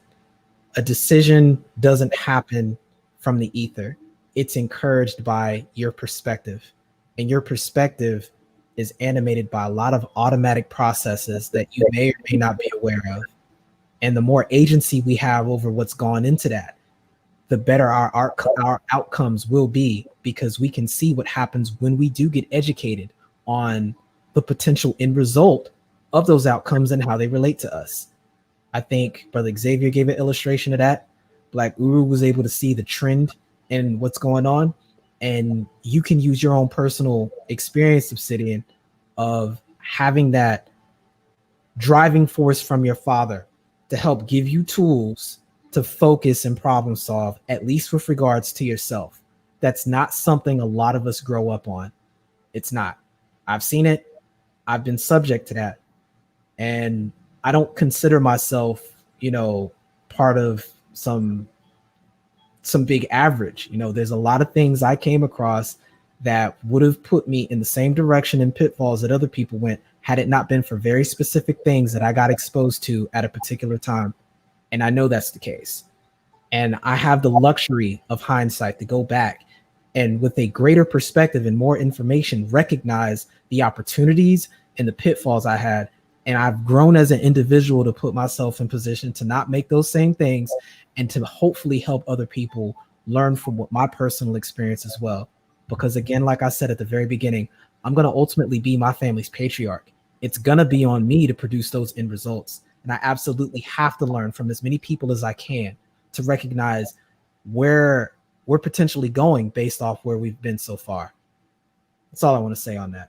All right. Yeah. Thank you. I'd like to thank everybody. Before we get out of here, we're going to play the Obsidian versus World promotion video.